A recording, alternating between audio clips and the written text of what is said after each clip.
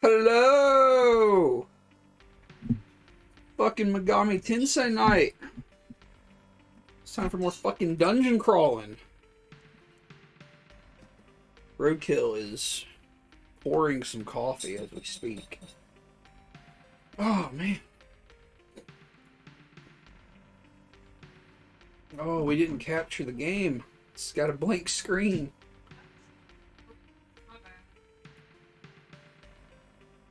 Hey, hey, do you know if we've dropped it all tonight yet? Doesn't look like it. Says we've been live for 18 minutes. That's what it says here. So I did some adjustments to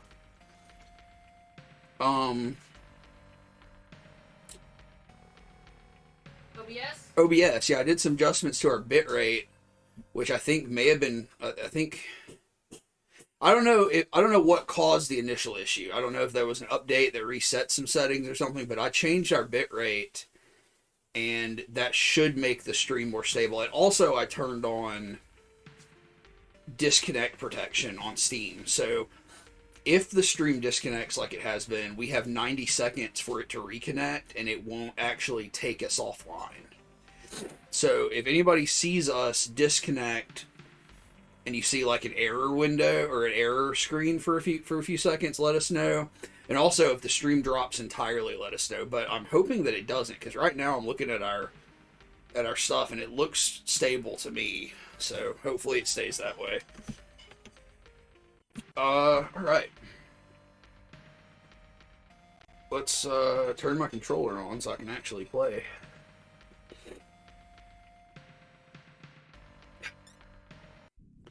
I started to do some leveling, but I actually didn't accomplish any leveling. So I've done no actual leveling since the last time I played, but oh shit, I restarted the game by accident. So there won't be any increase in level since last time, but we were doing okay last time. I feel like we explored a bunch, but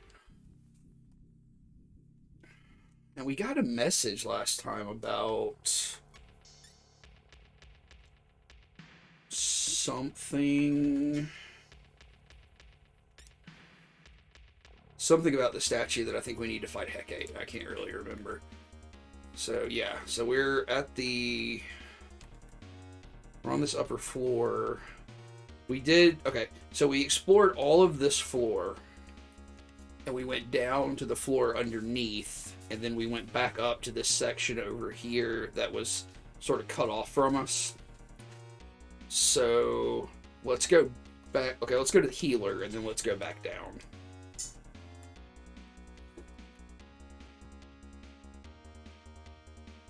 Alright, still no magnetite to speak of, really, so our monsters are taking like double damage on the flaming floor, so that kind of sucks. But there's just not a lot I can do about that.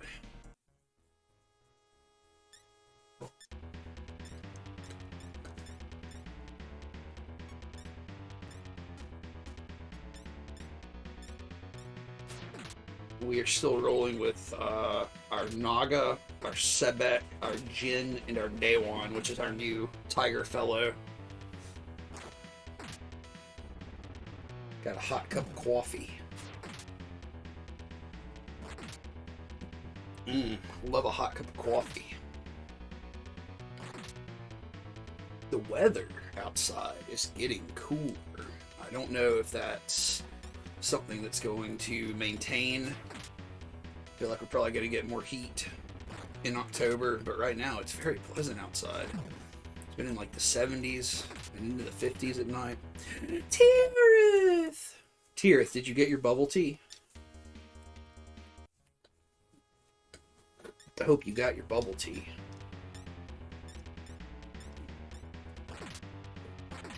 Sweet bubby child tea. Your sweet bubby child tea. I love you and I appreciate you, and I'm thinking about you every day and night. Yes, is the answer. Ooh, what flavor did you get? Bubble. Gross. I actually can't stand that word.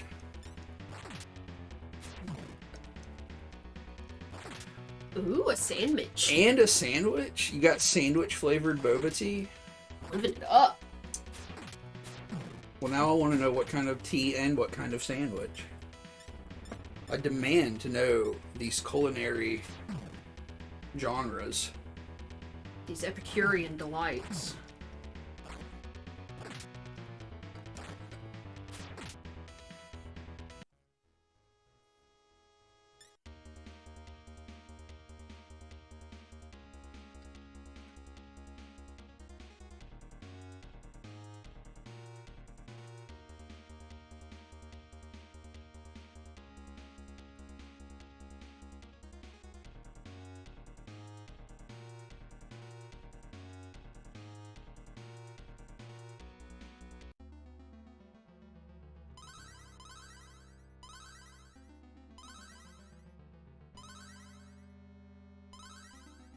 Alright, we are totally healed.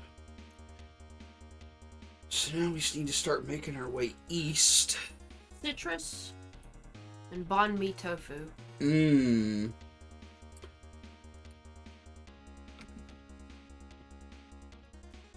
We're having tofu for dinner this week. I made a meal that we have started making like every couple weeks now, which is sort of like it's like a baked tofu fajita kind of bowl. It's like fajita with, tofu with taco seasoning and onions and peppers and all that kind of stuff on rice with refried beans. Very good. Because you like just put it all on a pan and put salsa over the tofu and bake it, right? Yeah. It's so fucking good. Yeah, it's just like some blocks of tofu cut into steaks and a bunch of diced peppers and onions, and I just put everything on a sheet pan and cover it in seasonings, and I put salsa all over the top of the tofu, and I just bake it for a while. Everything gets all roasty.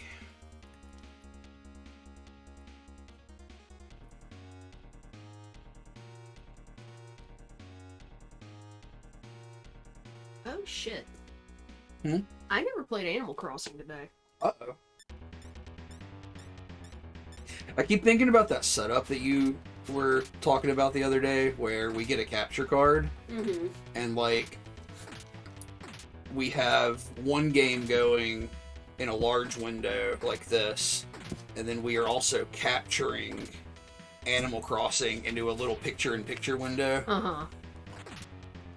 So like we're streaming two games at once.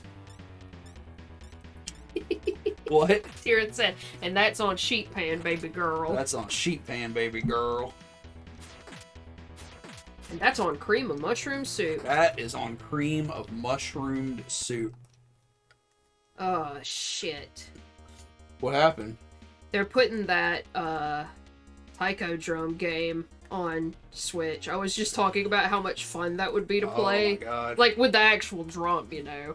Well, I'm sure if they're going to put the game on it, they'll sell the peripheral. Well, you better buy it now, because the price is only going to go up after it comes out.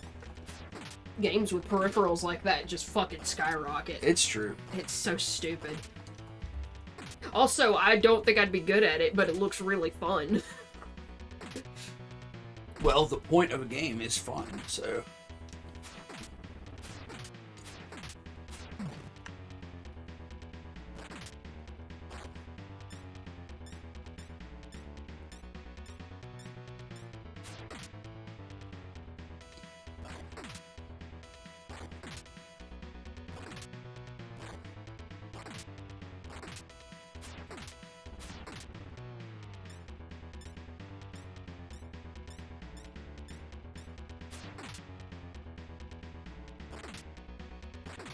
Man, I was looking at that game that Starspawn recommended last night, that Enchanted Scepters game. Mm-hmm. It looks fucking dope. Hell yeah. It's like the wiki.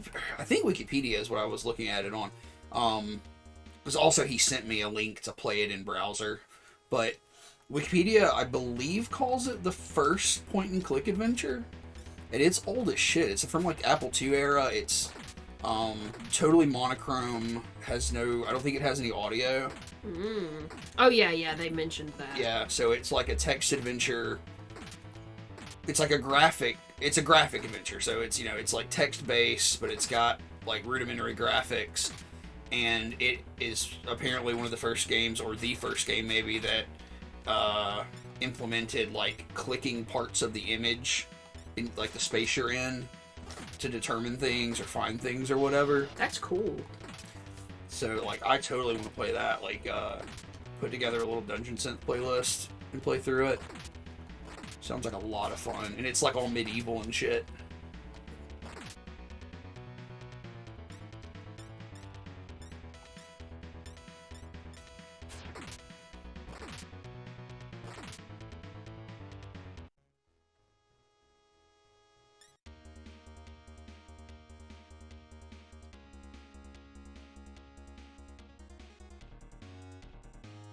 I'm trying to remember where... Well, here's a shop, so that's not it. Because, there's that knight that we ran into here who was injured, and when you give him a potion, or not a potion, but like you heal him or something, and he fully heals your party. Oh yeah, you said he respawns every time. It seems like he does, yeah, so... It's not this room. This is a terrible room.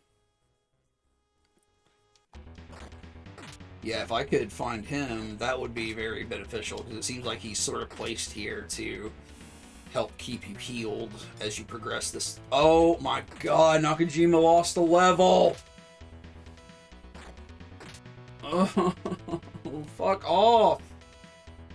Let me go! No! Jesus Christ.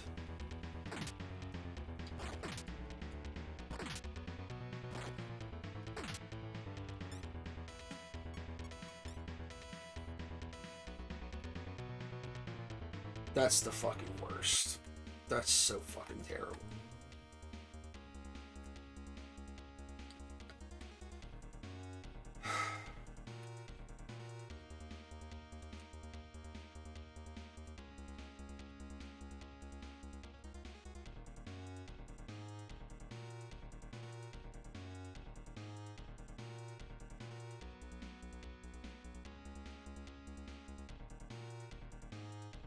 Because I know he's in like a little one-room cell.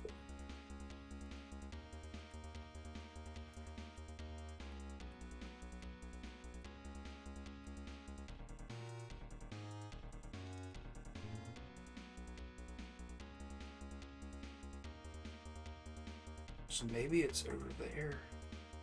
Are you guys mad we're not playing Egghead Gumpty? Look at this shit! Leave me the fuck alone!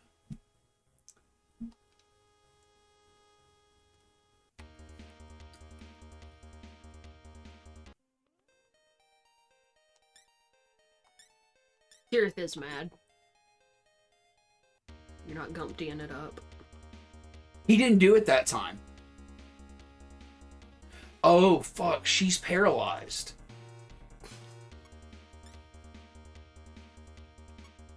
What? Do I have an item that fixes that? Yeah. Petronon. It's not this? Oh, she's paralyzed. Sorry, yeah. Like, did he leave?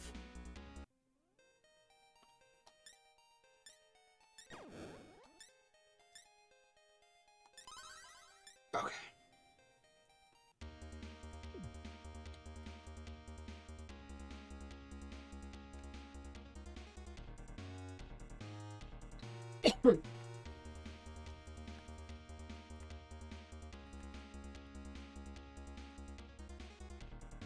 Egghead Gumpty, or Game of Make Roadkill Sick.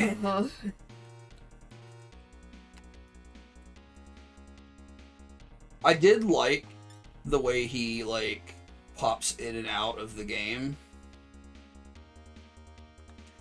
Like he would, like, pop into, like, out of panels in the floor and stuff.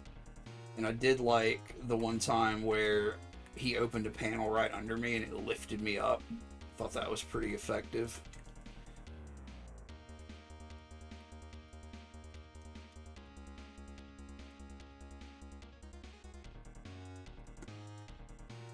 Jared says her tummy is feeling a little gumpty, but didn't we determine gumpty was like a sex act?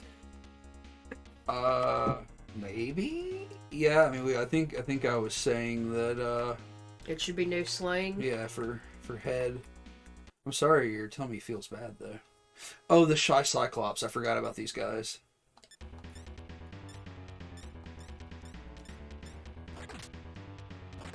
You should try yoga, Tirith. Mm-hmm.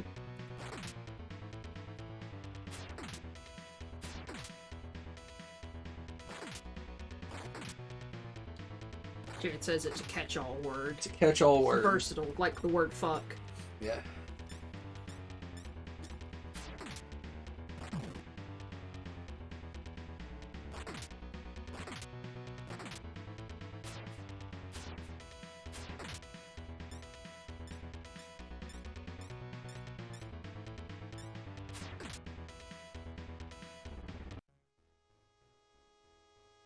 Cyclops. Jackie Cyclops. Oh my god, it's Jackie. Yeah, Jackie. Yeah, Jackie. Jared says, why don't I just go to the chiropractor too while I'm at it?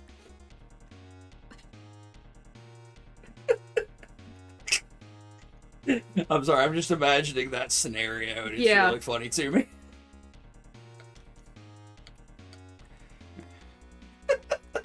Never mind. Mm-hmm, yeah.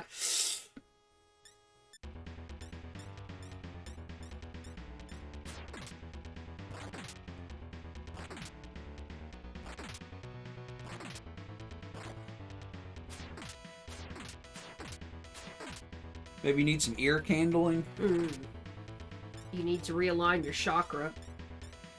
Has your crown chakra been injured in any way, Tirith?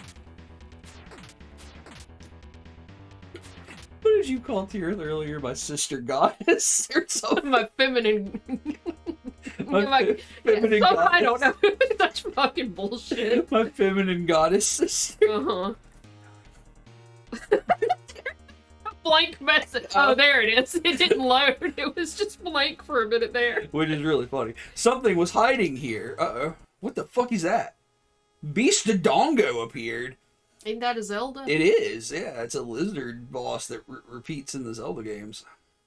It looks kind of like a dragon horse. Yeah, it does. It looks like its model is only half on screen. It's really strange. Alright, let's be careful here. Can you talk to him? No. Oh, okay.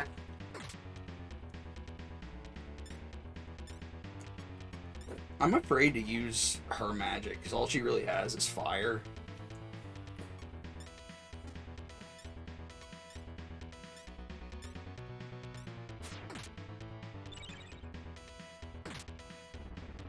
Oh. Okay.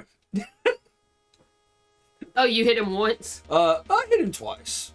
But yeah, he died real quick, so.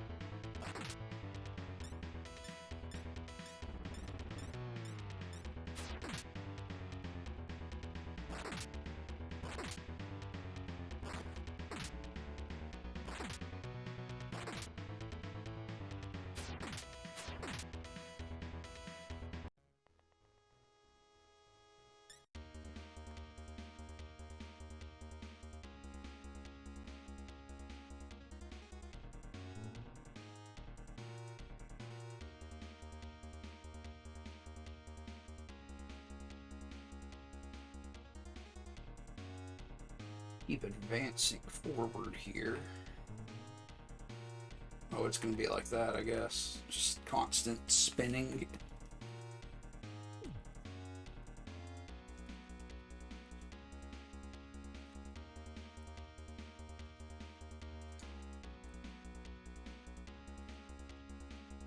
You're on a mission of great importance, aren't you? My historical knowledge may be of use to you. This is a verse from the ancient archives. A malevolent light to the north. What was the next part? A silent light somewhere. Something like that. Thanks, old man. Looks like I've plain forgotten. Oh, that's right. I just remembered another verse. The white dragon's soul in the sea of... where was it? Second floor, first floor? I was sure it was the second floor. I guess I really did forget.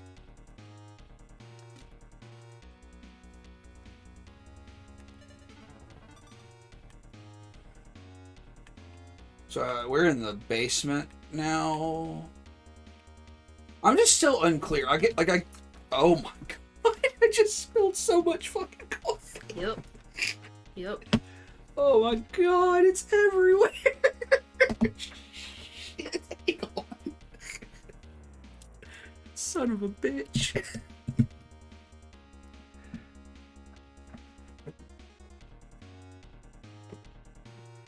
I'm not helping. I'm just sitting here playing Animal Crossing.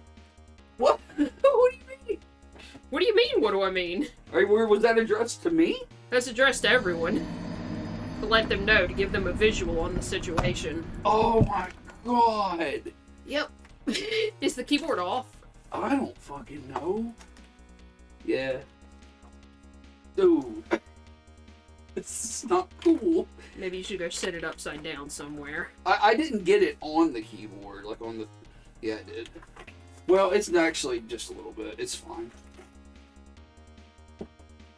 It mostly got under the key. Oh, there's so much coffee spilled everywhere.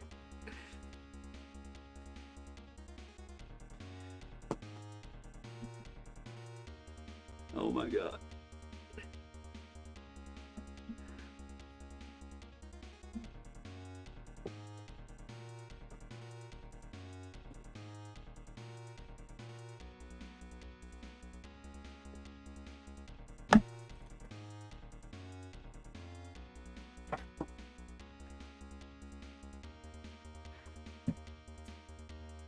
The tears in the toast. Yeah. Alright, sorry about that. Just a little miscalculation there. With my coffee. Anyway, so yeah, I guess we are still in the Sea of Flames, and we are on the basement levels.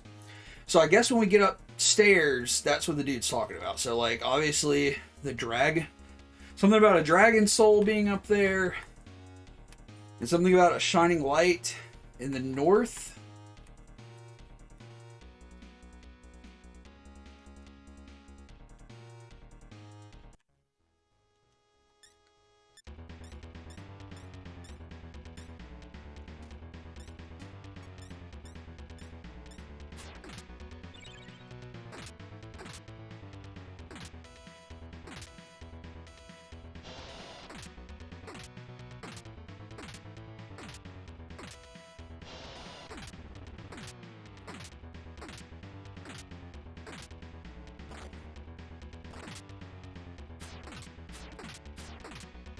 Wrong. Oh, okay. It's not the same DIY. I thought I just got the same DIY from the beach and from the villager crafting today, but it's from the same set, not the same DIY. But I do have both of them and have had both of them most of the game.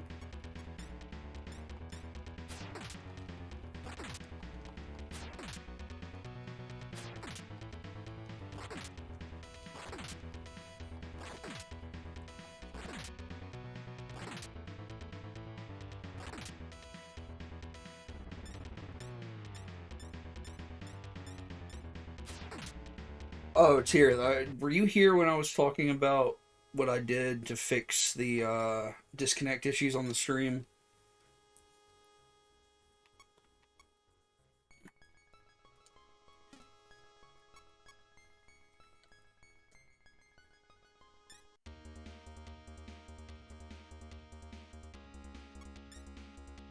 So okay, so yeah, like I changed our bit rate.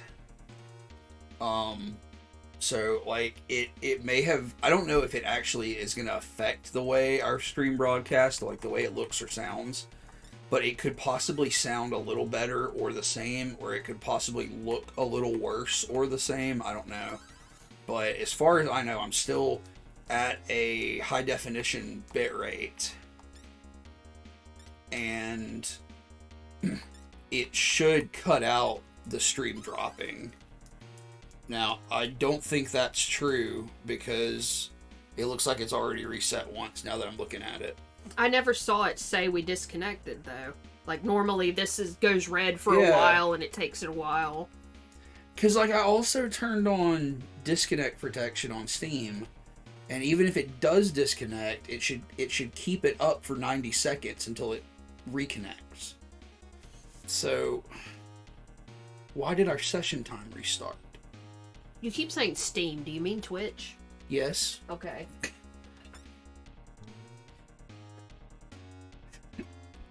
Yeah, that's why nothing helped, because I'm setting all these things up in Steam. A treasure chest. We just got some money.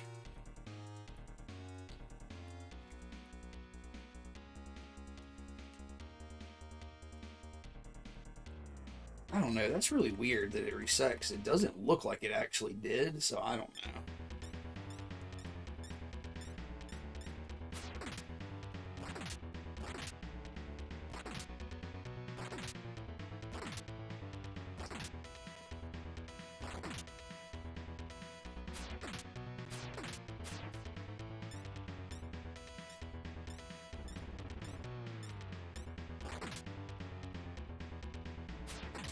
She said it did a thing I've never seen. Hell yeah. Did it have like a screen with like an oh no face on it, or like say we'll be right back or something? Because I think it's supposed to display like a blue screen that has like a face palm on it or something. One of those annoying. Yeah. Yeah, so that's the disconnect thing. So that means that if our connection drops, Steam will put up... Twitch. Fuck, why do I keep saying Steam? Twitch will put up a thing like that, will put up that screen for 90 seconds. And if within those 90 seconds our internet reconnects, it will at least mean that the stream didn't turn off and our VOD didn't get chopped up. So I guess that's working, but I guess the bitrate thing I did didn't make any difference if it's still dropping like that.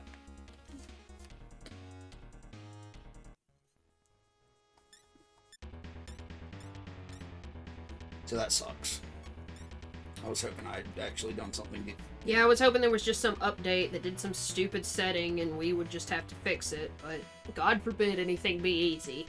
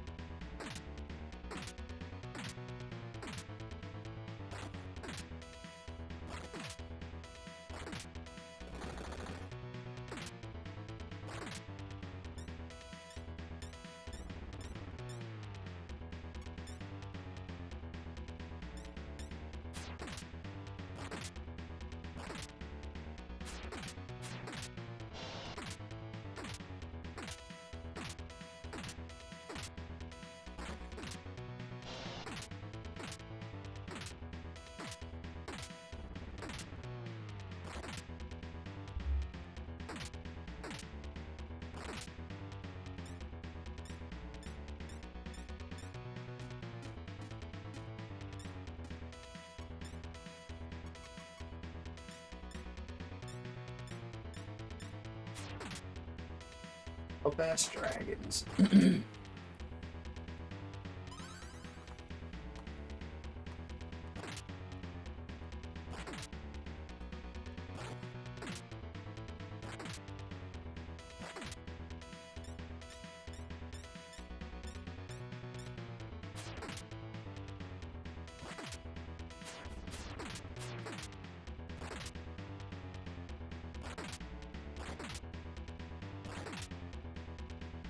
Oh my god.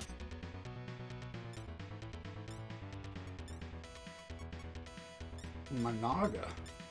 You know you have a spell that will completely heal one person, right? No, I don't know that. Okay. What is it? Dia Rahan or Okay. something like that.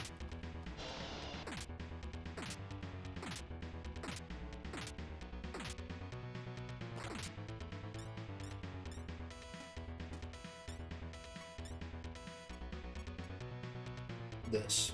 Yeah.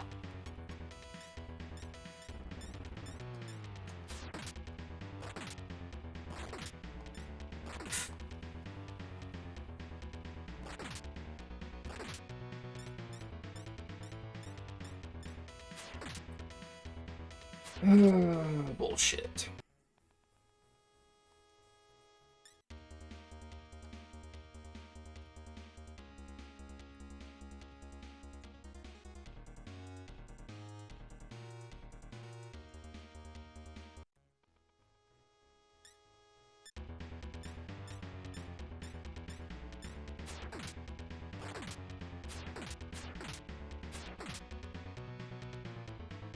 Listen to a two-part podcast series about the Amityville Horror today.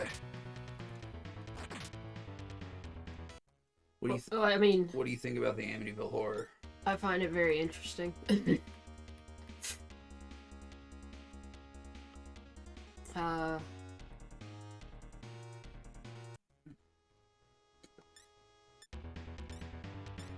don't know. It's something, you know. Because like I knew that it was, you know, a dude killed his whole family. Yeah. And like shot his whole family or whatever. And went to prison. And tried to claim that a demon made him do it. So, what's the time frame on that though? Did he start claiming the demon thing before or after the next family moved in? Because it's Ronnie DeFeo, but his name's Butch DeFeo. Yeah, because he's Ronnie Jr. Ronnie Jr. Butch DeFeo. He kills his whole family. He goes to prison, and then another family moves into the house, the Lutz family. Yeah. And they're the ones that the original movie is based on. Mm-hmm. So, what up, Colin? So, did Butch DeFeo start claiming demon possession before or after the Lutz family moved into the house? It was before, because, like, when it first happened, he drove from his house to the nearby bar and said, "Hey guys, I think my whole family's been shot." And so all these people come in and look at the crime scene, and then they call the cops, and the cops are like, "Yeah, these people have been shot." And Butch DeFeo is like, you know, a hitman did it. He'd had it out for my dad for a while because the family allegedly had mob ties. But then after like 12 hours of interrogation, he's like, "No, I did it. I shot them all." But then I think after that, he started telling different stories where it wasn't just him, it was him and two other people. And then he told another story where he was approached by a demon with black hands who handed him a rifle and said, "Kill your family." So then, after he started claiming that, the Lutz family moved into the house. Yeah, like, they moved in, 13 weeks after the murder? I'm not sure Like, about it's that. a very short amount of time, and, like, you know, the story is that they moved in, and literally all the furniture except the mattresses the family were each individually killed on were still in the house. So they moved into a almost 99% furnished house. Yeah, and I mean, they knew about the murders. Right. They're like, "Whoa, why is this house?" Because it's a 3-story house on in a very nice neighborhood. Yeah. And they're like, "Why is this house so fucking cheap?" And they're like, "Okay, there was a sextuple homicide in this bitch." Yeah, like a few months ago. And, like, I mean, they knew about it going in, so it's not even like they went in there and shit went weird and they found out about it. So they independently of Butch DeFeo's demon claims, started claiming that they were having paranormal activity. I mean, I don't know to what extent their first claims were, because there's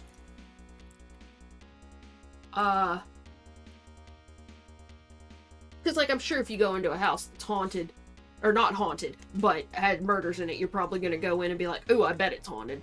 You're going to attribute weird shit to ghosts, because why not? I think that's, like, you might even just be creeped out, and, like, psychologically you put energy out there that isn't there. You know, you start thinking and things are happening that aren't even happening. But, because one thing that I've heard, and I feel like the Lutz family denies this, is the dude who was in charge of representing Butch DeFeo approached them and literally showed them crime scene photos, and then they started saying, oh yeah, we have this problem in this room where it's, you know, the murders happened and all that shit. But, like, it was also, like, even without that, it would not have been hard to find out about this shit. It was newspaper shit.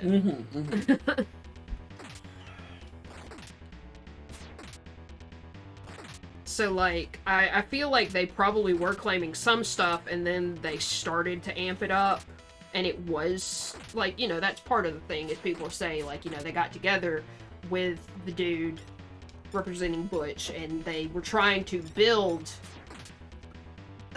Because what people also say is Butch DeFeo was trying to build an insanity plea. Right. But his plan to do that was to tell 5 billion different stories about what happened. Yeah, like, just start rambling different conflicting stories to make himself sound, I guess in his mind, make himself sound crazy. But it did not work. So, like, that is, you know, one thing where it's, you know, the Lutzes and the guy got together and were trying to help build that case. But, like, how does another family's subscription to the paranormal help his insanity defense? I have no idea. Because at that point, it just sounds like a conspiracy to contrive something. Yeah, like, I don't know. That's...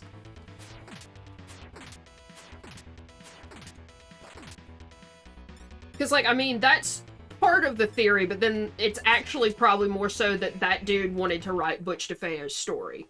Like, yeah, he wanted to write a book. Yeah, he wanted to write a book and make money off of it. Which he did, right? He did, yeah, but the Lutzes, who moved in afterwards, were like, oh, well, we don't want to share a percent with you, we're going to find another dude to write our story. Yeah.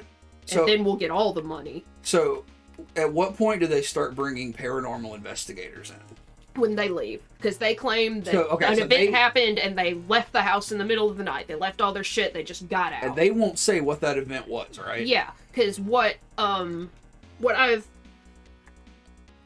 understand happened is they left, and I guess, you know, they told somebody eventually, and then I think a reporter or somebody contacted a bunch of, like, mediums and psychics and ghost investigators, and among them were Ed and Lorraine Warren. And Hans Holzer, right? And Hans Holzer, yeah. So, like, all of those people show up to the house after they're moved out. Yeah. Did the Warrens go into the house? Yeah, because Lorraine says her famous quote, "This is as close to hell as I ever hoped to get." So, like, isn't there a house, though, that the Warrens claim to have went into but never actually went in? Is that the... Enfield? In Enfield in the UK? I think so. They may have been in there. I can't remember, because Skyline Playfair said that he fucking hated them and would not let them get involved, because he said from day one, Ed Warren came in and was like, oh, we can make some real money here, which of course Ed denied. Yeah. But Skyline Playfair did not like them, so he would not let them participate. But they did participate in the Amityville investigation. I mean, to the extent that they were at that house when a bunch of other investigators were there. They weren't involved with the family at all. The family did not call them in to help them. Right. They did get a book out of it, though, right? Yeah. Didn't Ray Garton write that book? No. I think you're thinking of The Haunting in Connecticut, because they were involved with that to some extent. Okay, so he wrote the Haunting in Connecticut book? I think so, yeah. Okay.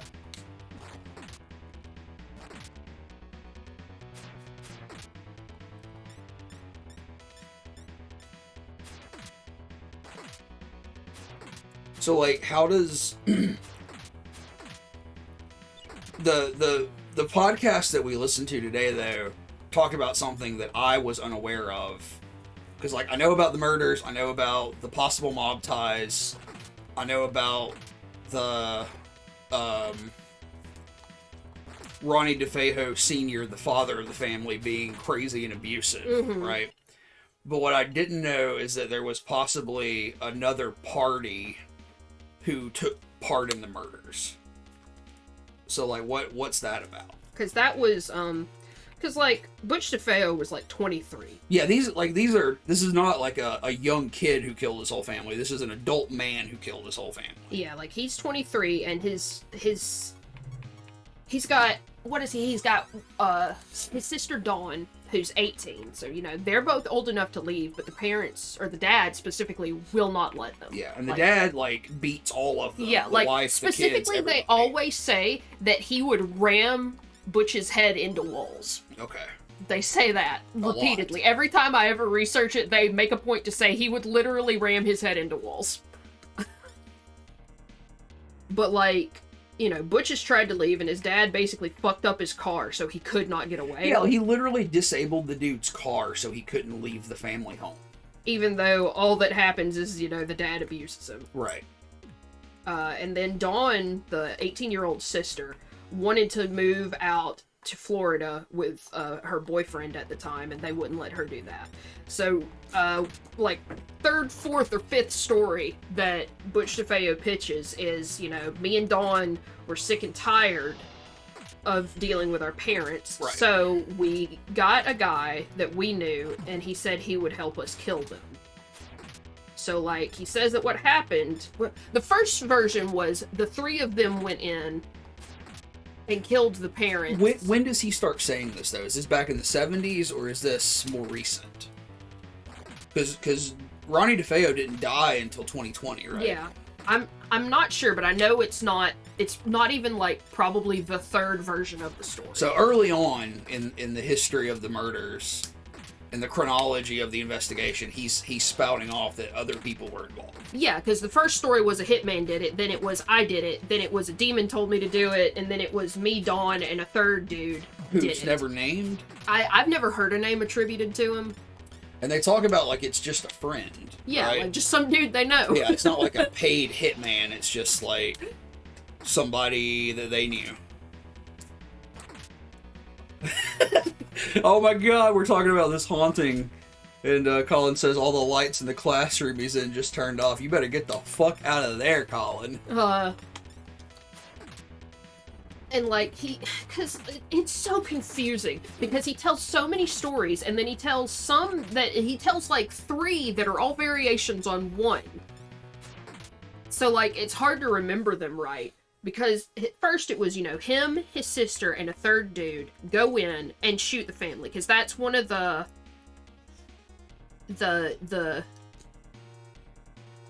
little details about the murder is all the family was found face down in their beds with, you know, fucking rifle shot to the back of the head. Yeah, like they were executed in their beds. Like it was really bad. And it doesn't look like they struggled.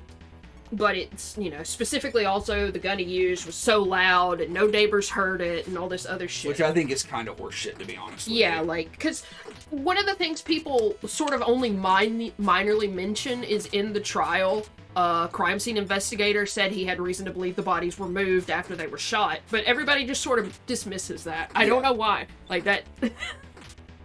But, like, you know, that was the thing is, you know, to do something like that and not have... Because it's the mom, the dad, and I think... Was it 3 siblings other than Dawn? I believe so. Including I Dawn? believe so. Yeah. 1, 2, 3, 4, 5, 6. Yeah, it would have to be, because it's 6 people. Yeah, so it's 3 young kids, the mom and the dad, and the 18-year-old sister, who is, at this point, allegedly a perpetrator, is also killed. Mm-hmm. Because what he said happened is they went in there and they shot, because, like, he says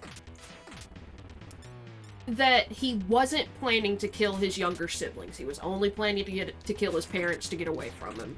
But there's also quotes from him talking about how much he was disgusted by and hated his younger siblings. Yeah, I thought we heard that. Is like he was calling the younger kids pigs and like they were just nasty and he hated them.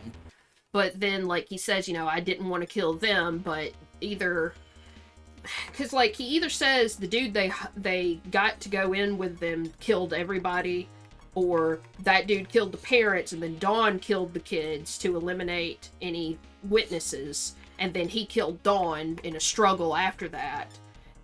And then another thing he says is, I knew about it, but I didn't go in that night. I did not shoot anybody. Right.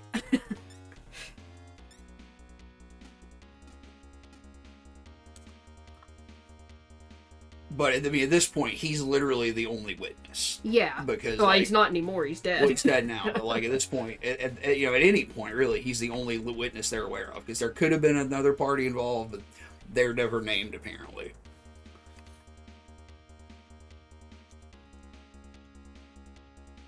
Like, do you subscribe to any of those theories?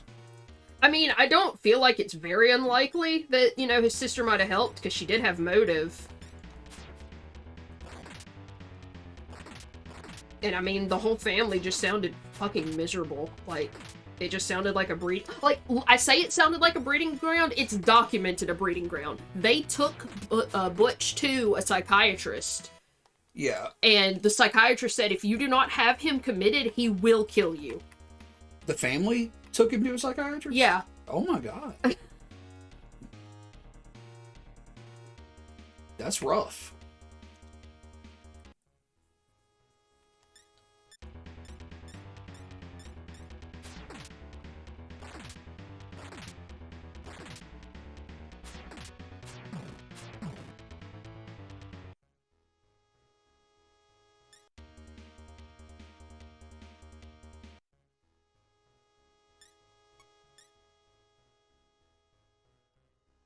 And, like, there's no history in the house before that. No, because they tried to claim a bunch of stuff that was just immediately disproven. Yeah. And the family that moved in after the Lutzes said, the house was pretty much totally fine. Because the Lutzes claimed a lot of damage happened to the house. Like, they claimed all the doors blew open and the locks busted off and everything. And the family that moved in was like, well, I mean, none of these locks look recently replaced. They all look, functional. Kind of old, but functional. And they said, no, we don't have any sort of paranormal goings-ons. Goings-ons. That's really interesting.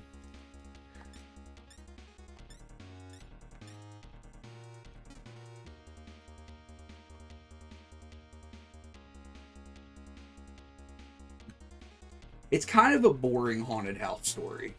Yeah, but it's the prototype. Yeah, it's like the first big one, because like again, I guess the podcast we were listening to pointed out that when this happened, The Exorcist had just come out. Mm-hmm. So like the country was rife for a sort of satanic panic kind of thing to start happening, and all of a sudden you've got this dude who kills his whole family and says a demon told me to do it. Mm-hmm. So yeah, like it's. I would also like to point out that Butch DeFeo was an avid user of what all was it, like acid and like it was 3 different things, right? I can't remember what they said, but yeah, he was a heavy user of acid and I think heroin. Yeah, that's what I thought too. And something else they mentioned, but I don't remember what the other one was. But yeah, like he was really heavily into drugs, because that was one thing I found interesting after they talked about the sister, because and like you said with everything, it's like there's a lot of stuff that seems to have just been glossed over in terms of like somebody brought up something that seems very significant, like the bodies may have been moved, but there's not a lot of information on it. So one of the things is allegedly there was a DEA agent parked outside of the house to surveil the house because of the mob. Yeah, guys. because like I think the grandfather is like because these known mob. These are like New England Italians. Yeah. Yeah. They're I'm coming. Speaking of New England, here comes Greg. But yeah, these are like New England Italians, and the grandfather of the family, who's not really in the picture, but he is a known associate of the mafia. And it's highly likely that Ronnie DeFeo Sr., the father of the family, has mob ties. So allegedly, there's a DEA agent stationed outside of the house at the time of the murders who didn't hear anything. But we don't know if that's even true. We don't know if there really was an agent out there. Yeah, because it was not somebody who was a witness in court. It's just some guy who came forward years later. Yeah. Because he said he saw someone in a hooded shirt with black gloves carrying a rifle exit the house. And one of the stories that Ronnie DeFeo tells, or that Butch DeFeo tells rather, is that a black hooded demon gave him a gun and said kill the whole family. So, like, that's a really probably a far-fetched theory, but an interesting theory is that he was so fucked up on something, and his sister gave him a gun and said, kill the family. And he just did it. Yeah. Which is probably not accurate, but it's a very compelling narrative.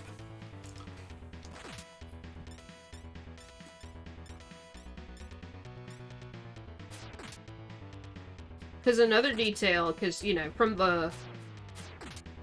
this is from the Lutzes, because the Lutzes move in, they start thinking paranormal shit's going on, and they, how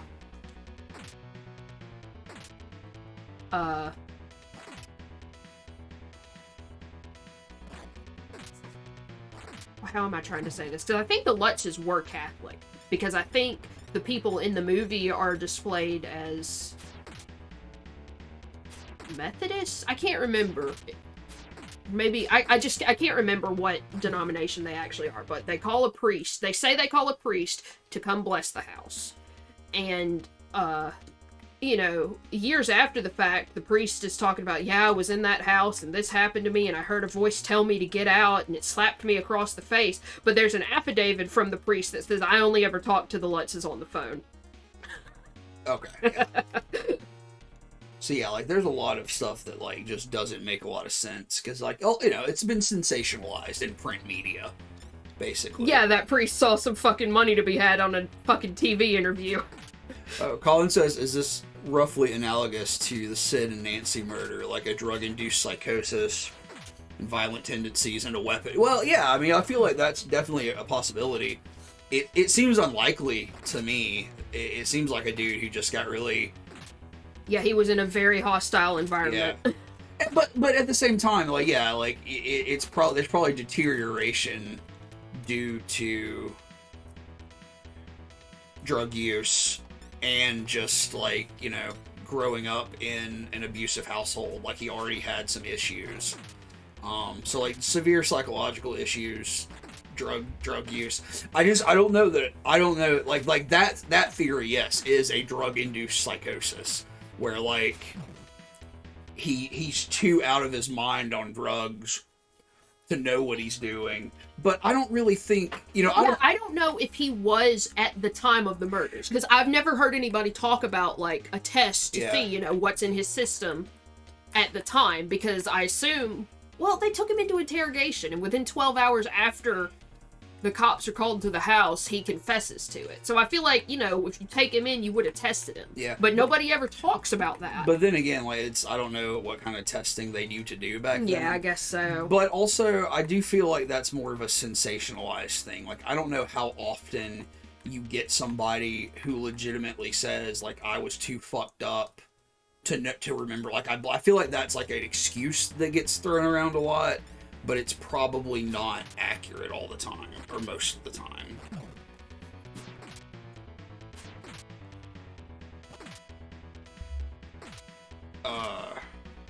So, like, it's like I said, it's a very compelling narrative, but I don't. It's a very doubtful one too.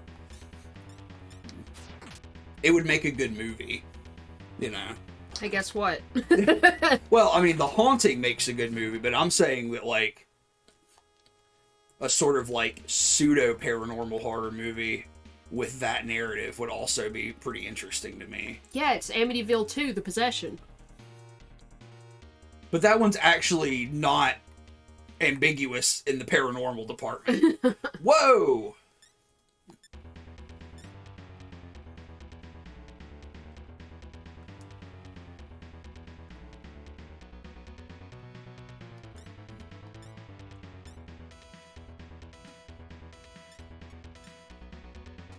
What am I trying to cast on these guys?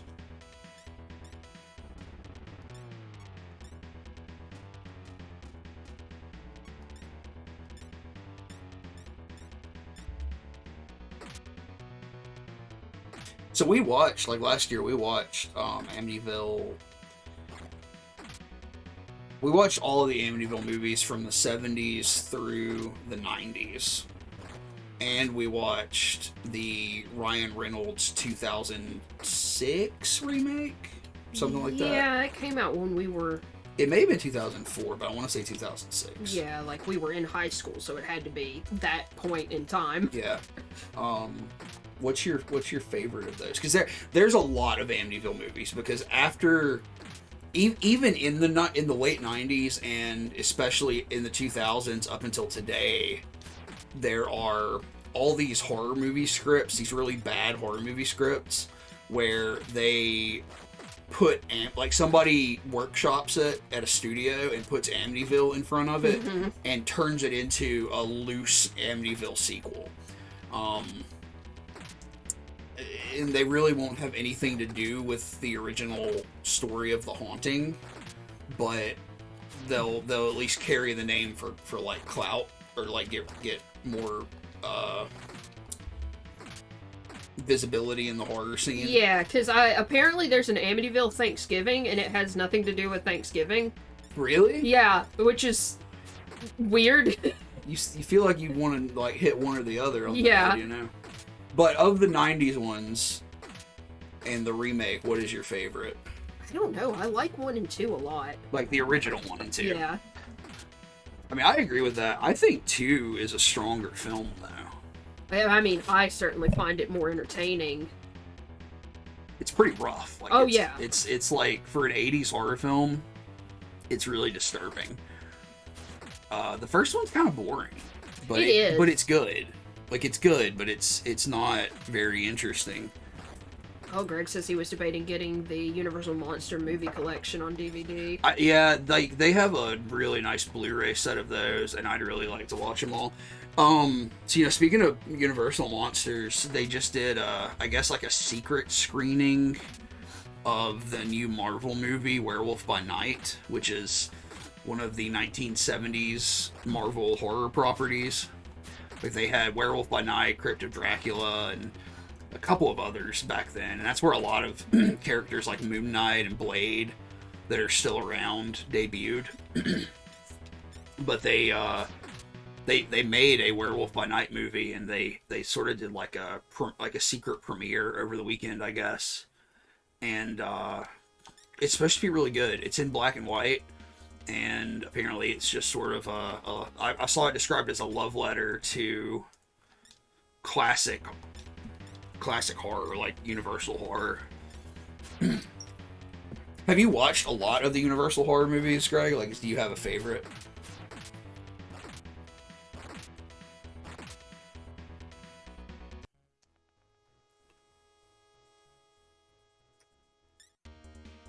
Yeah, Greg, Werewolf by Night does look fun.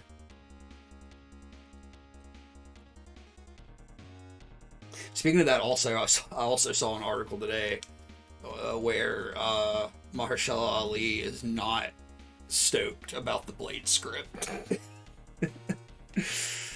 He really wants to play Blade, and he is playing Blade, but I saw that he's maybe got some issues with the script, which is kind of disheartening. I hope that gets sort of overhauled if that's the case. Because Blade is a very cool character, and I'm really excited that somebody who wants to play him is going to play him.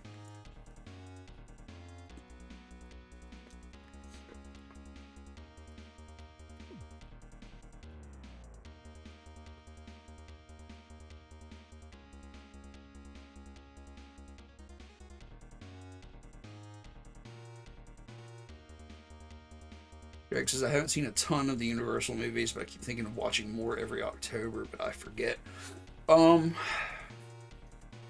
can't think of like all of them that we've seen. I don't feel like we've seen a ton of them. We've seen like the big ones. We've seen Dracula and Frankenstein and the Wolfman, and I don't know. I feel like we've probably seen some others. Do you have a favorite? I don't know, because I don't even remember them that well. I mostly remember, because there's is it Hammer or Amicus who had the other ones that... Like the ones with, Christopher Lee. Yeah. That's Hammer. Okay, like, I remember those the most, actually. Yeah, they're a little more memorable, maybe, to, like, a modern horror fan. But, like, the classics are also really Oh, good. no, I don't think they're bad. I mean, I guess Wolfman is the one I remember the clearest. Me too, kind of. Maybe that's just because it's the last one we watched, I think.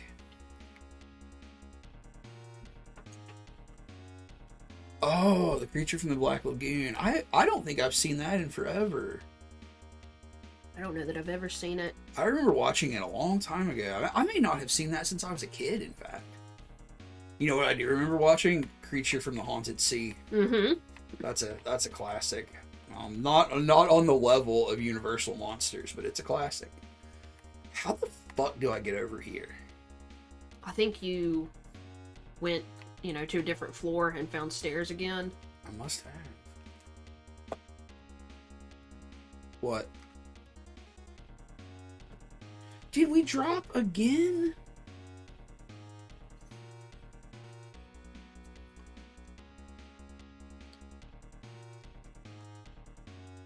Like, the session timer's still going. It should reconnect.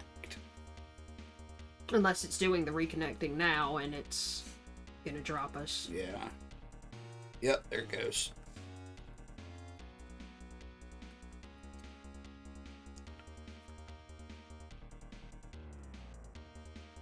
So I think the stream just dropped us. Can anybody hear us at this point? Are we back?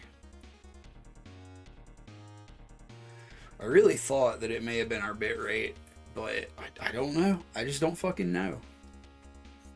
This is driving me crazy.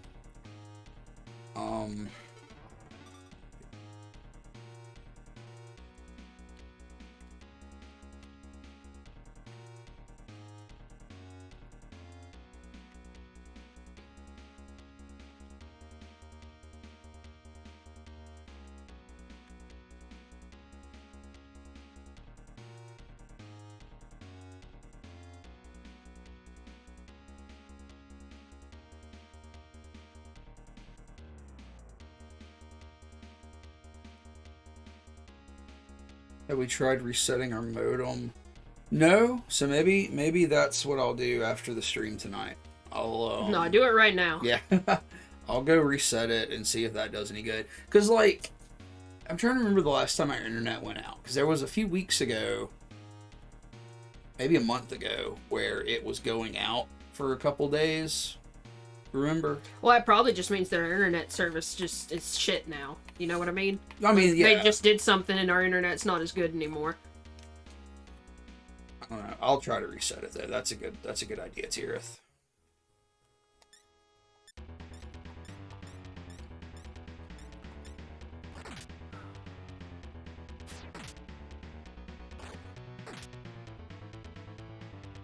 Yeah, Colin says the drop time isn't egregious. I mean, that's good. It's just really annoying. Greg says, I think they mess with my internet too.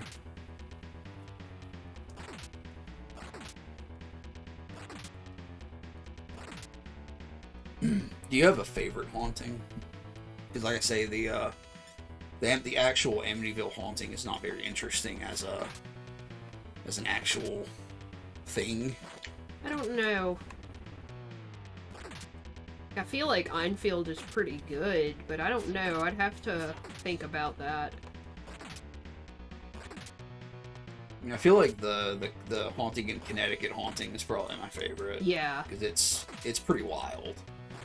And it's, like, really sad in a lot of ways. Oh, yeah. But it's not fresh on my mind. Hey, watch out for these. No, you're not an Infinity, never mind. Because, like, is it a family? Is it a mom and dad? The Connecticut one? Or is it just a mom? I can't remember, because when it's portrayed in movies, it's always just a mom, but I feel like I feel like there's a dad. Because I feel like Yeah, it's got a dad, because isn't he the one who's like playing that organ? No, that's a different one. That's a different haunting altogether. The haunting in Connecticut is the one where the family buys a house, and the house used to be a funeral home. Like, that's accurate? Like, it really was a funeral home? I mean, probably, but... Like, I know that's the story. But it's one of those things where people act like, oh, they didn't know, and it's like, yeah, they did. I don't think you could just sell a house like that and not have that. I'm trying to find...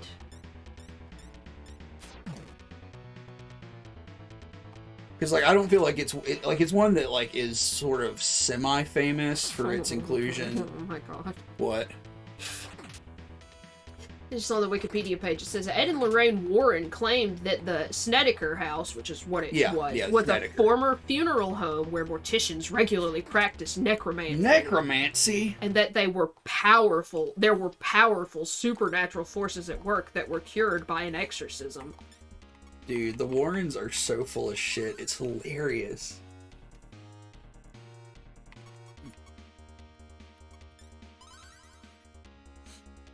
Because, yeah, the Snedeker family is the family that lives there.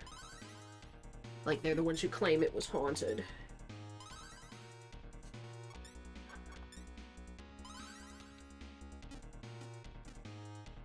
We're caught up on all of the Conjuring movies, right?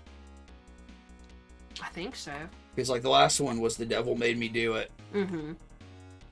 Fuck, that movie was hilarious.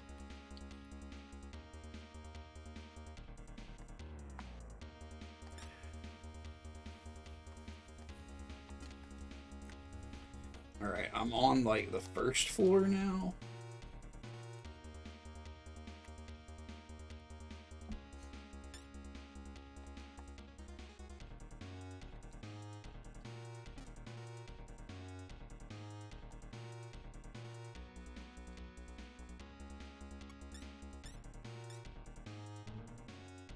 I forgot that Joe Nickel looks like, Robert Englund. Does he? Yeah. Oh, yeah, he kind of does. Joe Nickel is a big skeptic. A skeptic. Like, he basically investigates paranormal claims to, you know, possibly disprove them if necessary. Because, like, it also mentions Benjamin Radford, who's another dude that I know of who's a skeptic. Because he used to be a co-host on Monster Talk, which is, like, one of my all-time favorite podcasts. So I guess he was still on the show back when they interviewed Ray Garton. Ray Garton, who is a horror novelist. Yeah.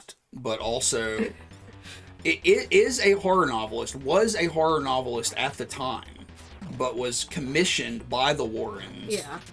By Ed and Lorraine Warren to write the, quote, factual novelization of the Connecticut Snedeker haunting. Yeah, and after Ed died, because, like, this, Ray Garton on that interview was saying, you know, I basically couldn't say anything. I was under contract. So, like, I just did my job and I got paid, and then when my contract was up, I was like, yeah, they told me to write it. Ed came to me and said, you know some of the details, just make it up, make it work, make it scary. And Joe Nichols says that he's interviewed several people who wrote stories for the Warrens, and that's essentially what Ed said to all of them. Hilarious.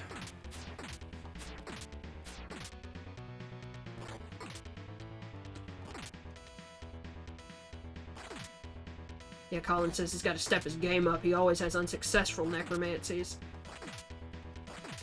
How to be a successful necromancer.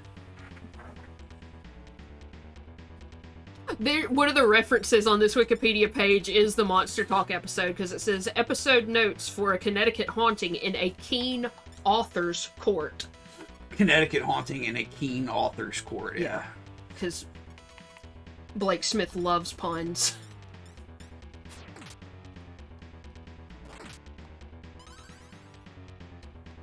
But yeah, I really like that haunting because I think it's a mom and a dad, and it's a Jeff is my favorite haunting. I love Jeff the talking mongoose. Jeff the fucking talking, because that's a poltergeist technically. Mongoose. I fucking love Jeff. Because, like, the Connecticut haunting is a mom and a dad, and I think it's just a teen son and then a younger daughter. Yeah, there is a younger sister. I know Yeah. that.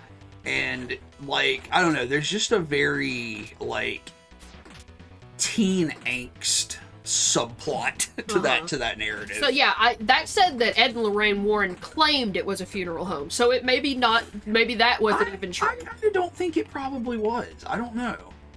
But yeah, like the thing that always sticks out to me the most is there's a very troubled kid, a very troubled teen at the heart of that, who is profoundly affected by whatever is happening.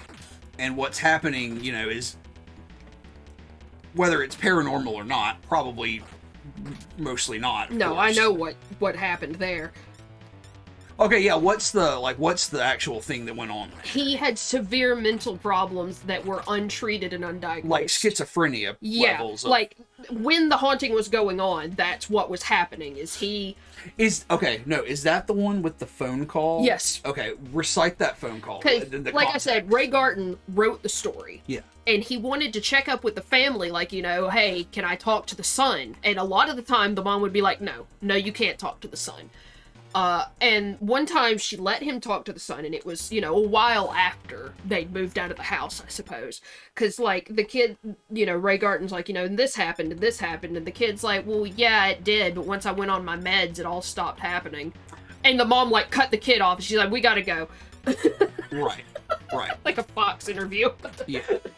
So, like, the kid literally said to him on the phone, once I started taking my prescribed medication, the events stopped happening to me. And when they didn't make enough money off of that, the mom involved herself in a different scheme. Like, she started up another scheme. And she was involved with a scheme before that, not a haunting. So I think she was involved with a lottery scheme before the haunting, and then she was involved with something else. I think she started claiming she was a psychic after that. So she is pretty much a known con woman. Yeah, or attempted at least. And yeah, basically it seems to be a family who was possibly exploiting very real problems that their son was having. Mental illness in their child for profit. Mm-hmm. And that, yeah, like just that whole edge of it is very sad to me and very compelling at the same time, where it's like there's a real fucking awful problem here that this kid is going through, and you have wrapped it up in a scheme to make money. A fake story about the paranormal. Because that was another thing about the Amityville is, that I can't remember the guy's name, the lawyer, or I think maybe he was the DA. Okay. Who, was there trying to get the Lutzes to cooperate with him about saying the house was haunted. And he's like, I'll write a book and, we'll give this much to Butch or whatever, because it's his story as well. And they're like, no, we don't want to do that. So they approached Jay Ansem.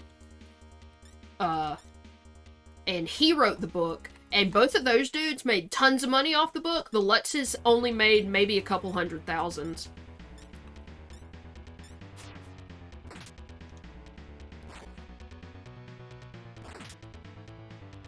Colin says Lutz is my actual last name. Bacon is a census error. Like, you know that for a fact?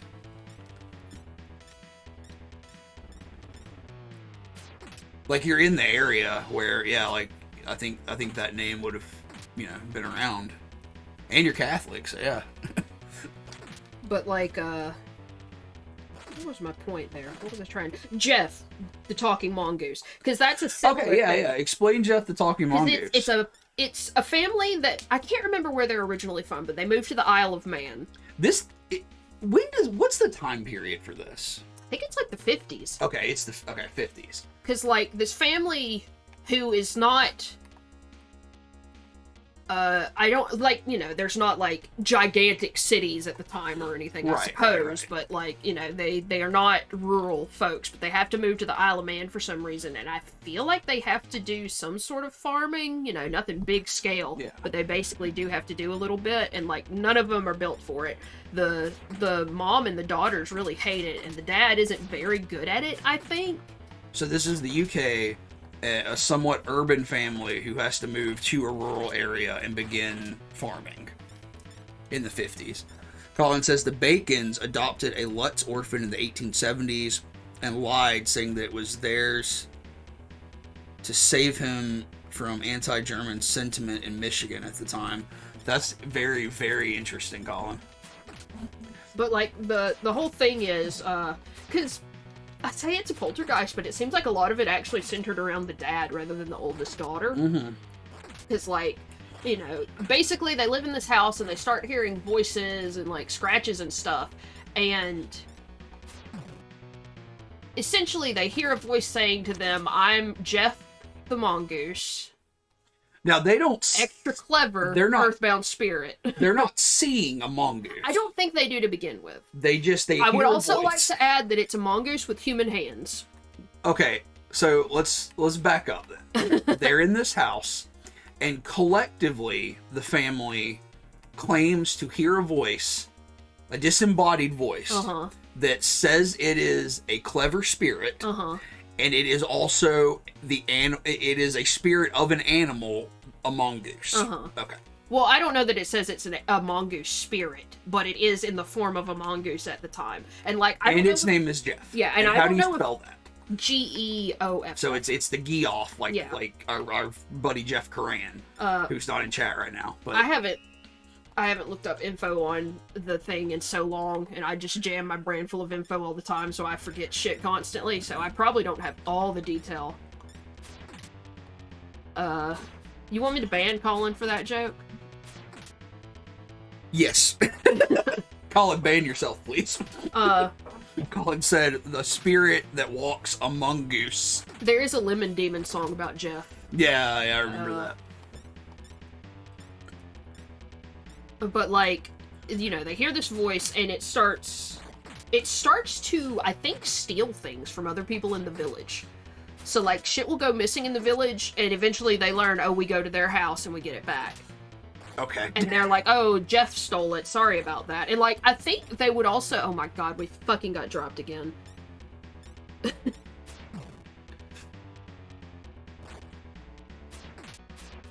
mean, I think it might be back now.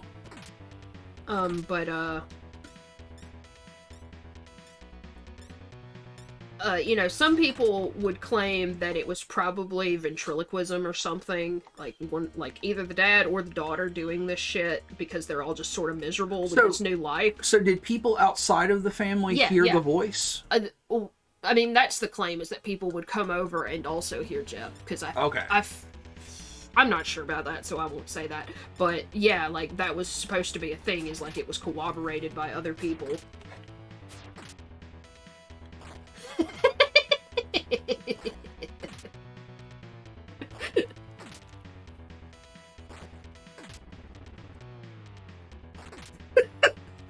Oh my god. Colin has messaged privately and said, did y'all ban me, or is it a legit network error? No. Tell him we didn't ban him. Is anybody here? Can anybody see us? Okay, Colin's back. Okay, never mind. Okay, we're good. No, we did not ban you, Colin.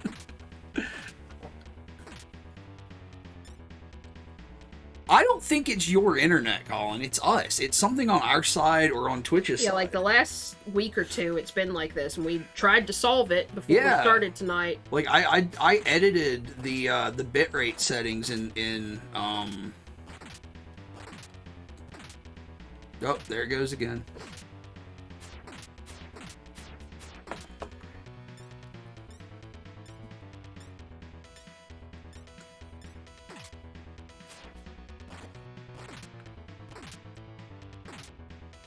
I'm sorry, continue what you were saying, though. Well, it's just like, that's supposed to be one of the compelling things about it, is other people who were living near the family at the time corroborate it. Right. But, like, the whole reason I thought about it was because, the daughter was approached, like, decades later when she was pretty old to talk about it, and she would not talk about it. That's interesting. Yeah. So, like, at any point, though, do they see a physical manifestation of this thing? They have to, because that's such a weird description. I feel like they have to think they saw something. But again, I need to research all this again. Like, it's stuff that I'll get fascinated with for like a week, do a bunch of research, and then forget most of it. Yeah, except for the highlights.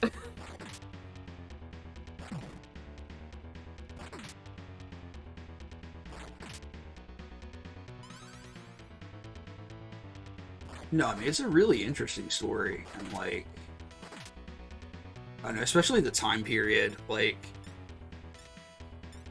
anything before Amityville feels pretty interesting, you know?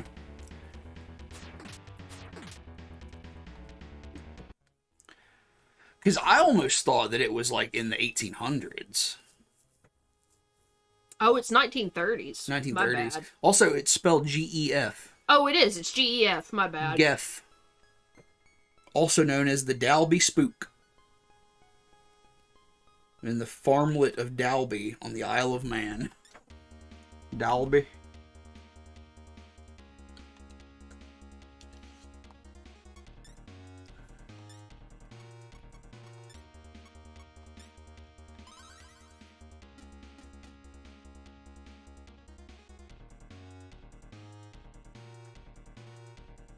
Oh, there's not much to this floor.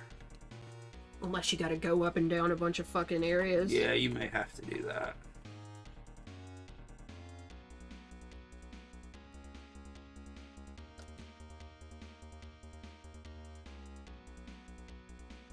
So that's the first floor of the aisle, or the Sea of Flames. Now we're going up to the second floor of the Sea of Flames. So we went through basement 2, basement 1, floor 1, now we're on floor 2.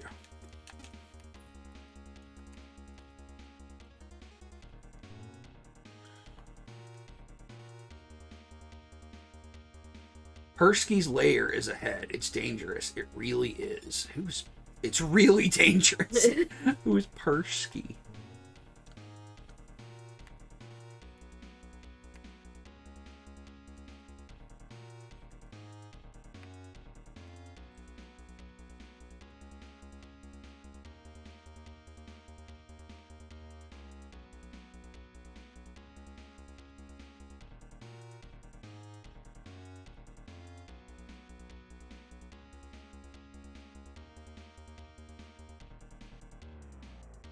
Colin, yeah, Colin. If you would, if you would message me,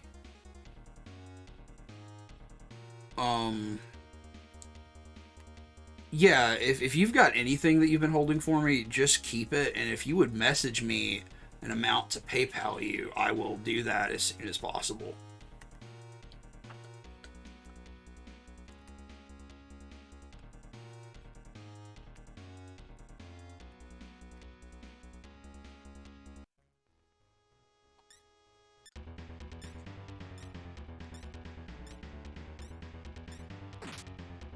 This floor has teleporters. Fun.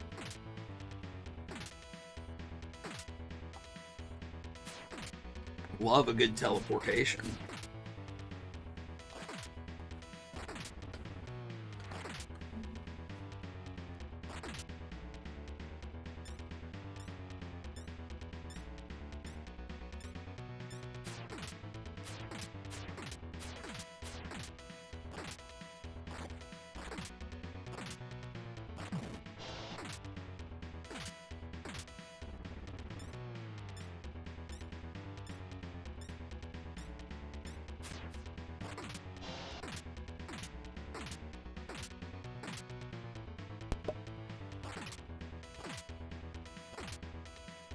More than 50 tapes has gone. Yeah, you've been cranking some stuff out there, Colin.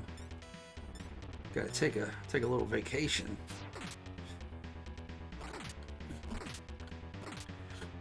Was that the extent of your thoughts on Jeff the Mongoose? Yeah, I feel like half the shit I said wasn't even right because it's been so long Yeah. since I've researched it and listened to anything about it. I want to ask you about one more, and you don't have to go into detail because I think we've actually talked about this on stream before, but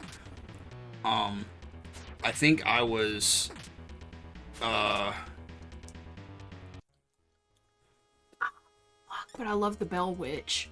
oh, the Bell Witch. I do love the Bell Witch. The Bell Witch is very good.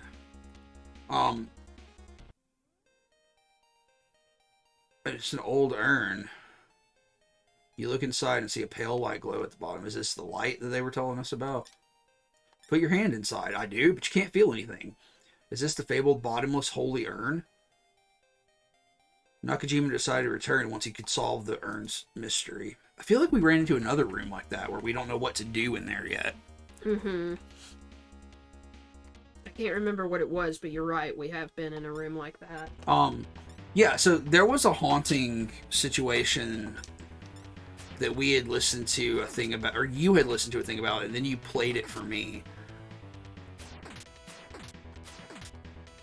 And I want to say it did happen in the 1800s to a family. Was it about witches? Was it the Bell Witch? Are you thinking of the Witch Diggers? The Witch Diggers. Yeah, I've only ever heard one podcast about that. Okay, and it was in 1800. Just briefly summarize the Witch Diggers. It's been so long since I listened to that, and I didn't do any personal research on it. Because it's like in 1800s. Because it was, I feel like it was really interesting. I mean, first of all, the term Witch Digger just sounds crazy. Sounds like an awesome stoner band. Yeah, because it's about...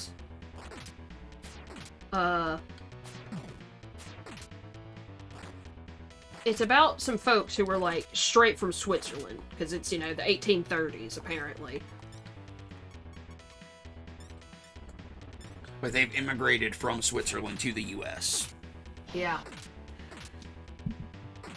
And, like, they have this land, and I don't, like, because it's, again, a family that's basically having to,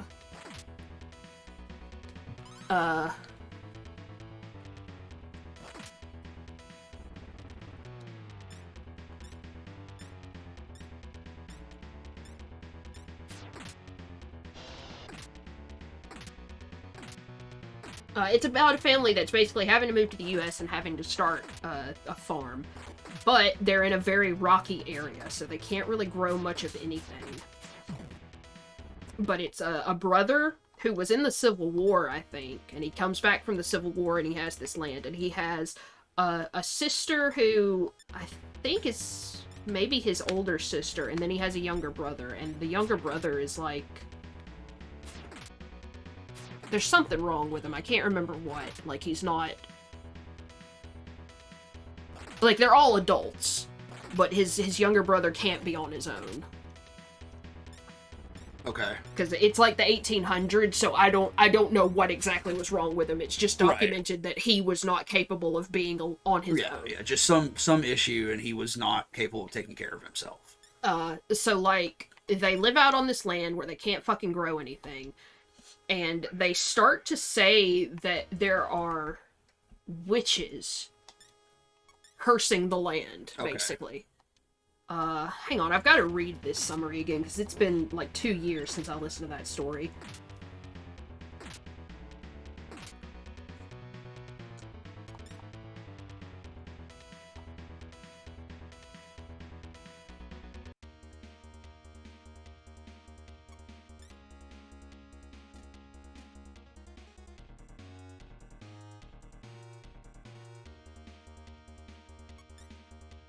Ooh, I gotta go back to the healer, because this is getting really hairy up here.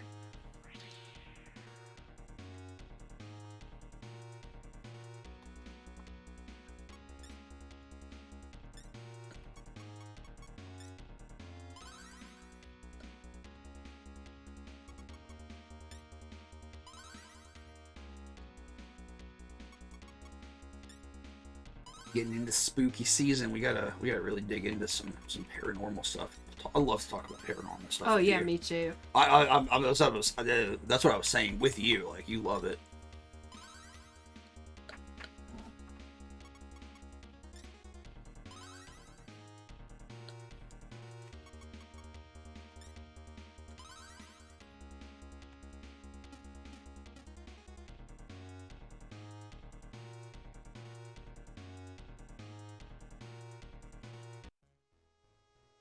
So basically, the family had moved to a place in Ohio when like the mother and father moved there. They had kids. I think they had a daughter named Susan, and then they had like, what did they have? They had 3 more boys, but one of them died in the war, I think, and then the other one returned from the war, and the father died as well during, like, he was a prisoner of war, and he died when a ship exploded. so like after the Civil War, when all this takes place, yeah, the parents are dead. So it's a veteran, yeah, his disabled brother, and a younger sister, an older sister. An older sister. It's Susan, the older sister, Nicholas, the older brother, like the middle child. He's the older brother, and what's his name? Samuel or Stephen? Hang on, sorry. Samuel. Samuel is the younger brother. And like Nicholas purchased some land somewhere else, and he moved them there. But the land was just bad. Just rocky, and it says you couldn't really grow anything, and it says that the livestock did not do well, and it seemed to die off really fast. And, you know, this goes on for a while, and eventually, because the way I heard the story told, and it was dramatized because, I mean, it was a podcast that was trying to just make it, you know, orally compelling. Yeah. But I don't feel like it was embellished too much. Was that one day the neighbors see the sister wandering up to them, and they're like, "Hey, Susan, are you okay?" And she's like, "The witches got Nicholas." Like, that's all she would say is the witches got Nicholas, and they're like, "Hey, what the fuck are you talking about?" It's just a phrase that is alarming. So what happened is the brother is just so frustrated by the failure of the land that he, I guess, starts saying that he sees witches flying. It sounds like what he's saying is they're flying under the house. And this is the veteran brother who bought the land. Yeah. Like, because it's not even mentioning the part that I do remember about the younger brother, but I'll tell that in a minute. Like, the older brother is saying he sees witches, and it sounds like he says he sees them flying under the house, because it says he tore the foundation up to where the house was only standing on, like, 4 pillars. Okay. And, like, they said, "Oh, all the witches are coming out of that ravine over there. We've got to go dig them up and kill them, and then our farm will thrive." So they stopped taking care of their crops, they stopped taking care of their livestock, and they just dig all day. So it's a family of 3 siblings who tear up their house trying to get the witches out because the witches are coming out of a ravine to ruin their crops and ruin their farm. And then they go to the ravine and they stop doing anything else all day other than trying to dig the witches out of the ground to kill them. Yeah. Okay. And like they just kill themselves doing that. Yeah, like they just do that because like that's obviously what happened is, the sister probably didn't dig, and if she did, it probably wasn't that much, but she still died. She's human. And then the younger brother dies, and then a furtherance of that story is the older brother, I guess, I don't know if he gets like grabbed by a witch or whatever, because there's supposed to be a legend of like a hairy wild man who runs around with a pickaxe in that area, and it's supposed to be that brother. Right. Like, he's still digging. But like the part that I remember the most is the younger brother gets left home alone at some point, and he's in bed, and he sees basically a procession of hairy men climb into the window of the house and dance around their kitchen, and a witch keeps flying in and out of the window. And, like, that's a story he tells them when they get back. Yeah. So it's like a shared psychosis. Yeah. Almost. Which is, when you have a story like that that's so old and has been, like, probably kept orally for a long time. Like, it seems to me that, like, a group psychosis is so rare that maybe it was just one of them that had it, and it got turned into, like, people talk about, oh, that family. Yeah. But the idea, the very possible idea that it was all three of them is really interesting to me. Because, like, I don't know enough about psychology to understand the mechanics of group psychosis, but it is a documented thing, from what I understand. Mm-hmm.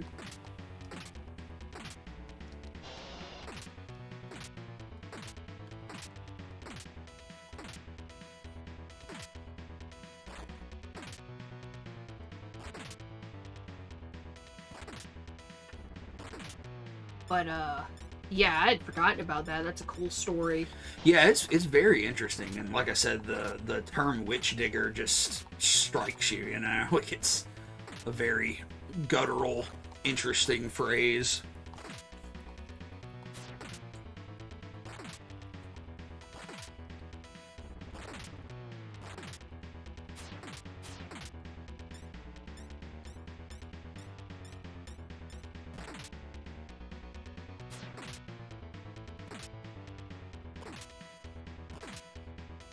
I'm trying to think of if I know of any other poltergeist case that weren't just blatantly fake. Yeah. Because there's one in Australia. I want to say it's the Geyer ghost, but I can't remember for sure. Because it's one of those where, you know, there's photos, because it was, you know, at that point when they were popping off. But it's very obvious that it was just, you know, the girl at the center throwing stuff. Yeah. So, like, what are other higher profile poltergeists? Because, like, Enfield is a poltergeist, right? Mm-hmm. Like, it's considered a poltergeist. And a poltergeist is just a haunting that seems to center on a person, which is usually a young girl. Right? I feel like that's sort of the standard definition. Yeah. I mean, it can be any sort of, I think, Like, it, child, like preteen, usually is the age range, but yeah, it usually is centered around girls, I think. right. But just like on a very basic level, a poltergeist is just a haunting that doesn't focus on Like, a it's location. not, yeah, it's not location-based, it's person-based. It's person-based. And I think it also has to do with the picking up objects. I feel like that's a big thing with poltergeist cases, is they can move objects. I got absolutely wrecked here, so I'm just gonna walk back to the healer. Because, like, a lot of that is usually associated with, like, a haunting is associated with a ghost, more often than not, and it's like it seems to be more focused on the history of a place, but a huge tangent in poltergeist research is the idea that it's not a ghost. Yeah, it's the psychic manifestation of a 13-year-old. Yeah, it's the uncontrollable manifestation of a pubescent child. Yeah. Because, like, they're going through these physical changes, and all of the hormonal changes are causing an outlash, or causing them to lash out psychically, and they can't really control it. Which is really, that's also a very interesting thing to me. It's just, it also seems to coincide with kids with very rough home lives. Because, like, Enfield is, you know, girls who are in Council housing in the UK. So they're just living in very bad poverty. Because, like, it's, you know, two girls and a mom, you know, and they say that there's, you know, a ghost haunting them. And I love that the ghost is called Pipes. Like, that's so fucking sick. Yeah, because it sounds like pipes, right? Yeah, because like when they say they hear stuff, you know, their mom would go, "Oh, it's the pipes." Yeah. But, like, that's, you know, in that particular case, like, it's a council house. They've been assigned that housing by the government, and I feel like in what I've heard and read about that particular one, it was not unheard of for residents in council housing to make shit up just to get moved to a better house. Yeah, and Guy Playfair, the guy I mentioned before, is the dude who was in charge of researching that. And he's a paranormal investigator. Yeah, because at the time in Britain, what is, like, the psychical research is, like, the Society for Psychical Research. And, like, they have people they would send out to investigations, which is so fucking silly. It's a British institution Uh-huh. that sends agents out. Like, it's not government based. No, it's yeah. a bunch of people with a hobby. Yeah, but They're British, so yeah. they make it sound yeah, intelligent. it's very like official sounding, and they do dispatch people out to investigate this shit. Because, like, Guy Lyon Playfair is the one who gets assigned to it. And he is... Oh, what is that dude's name? Yeah. And if anybody has seen The Conjuring 2, that's the haunting we're talking about, which is the Enfield poltergeist in the UK. And Guy Lyon Playfair is portrayed in that film. He's... Yeah, he is. No, it's the other dude. What other dude? Maurice Grosse. So they don't portray Playfair at all? I don't think so. Okay. Maurice Grosse is a guy who heard about the haunting. He's also part of the society, but I'm sorry, it wasn't Psychical Research then, it was PSYCOP, which is Committee for the Scientific Investigation of Claims of the Paranormal. Jesus. But Maurice Grosse is a guy who's heard about this family's situation. He gets involved. The thing with Maurice Grosse is he just lost his daughter in a car accident, and his daughter's had the same name as the eldest daughter in this house. But I mean, he comes in after Playfair starts investigating? No, he's the one who gets the PSYCOP people involved. He's the one who gets Guy Lyon Playfair in there. Okay. So like, but like what I'm saying is him and Playfair are not like they have a legitimate interest in the paranormal, and they are not here to sensationalize this event. Yeah, that's... They are there to research. And Ed and Lorraine Warren try to get involved in this and are told to fuck off. Basically. And in the Conjuring 2, they show up and they are portrayed as these heroes who save this family. And there is a scene where a British paranormal investigator, I think in the movie he basically claims that this is faked. No, you're thinking about that TV clip. They play an interview clip. That's supposed to be Joe Nichols. Okay.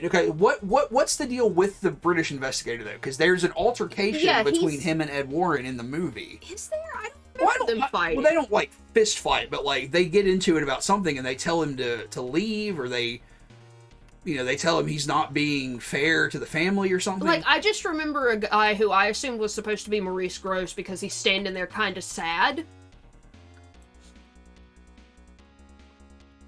I'm just saying, like, at some point, they portray the Warrens in that film as, like, being the heroic investigators of this case. Oh, yeah, because they're on that bus and Lorraine hears Satan or some shit.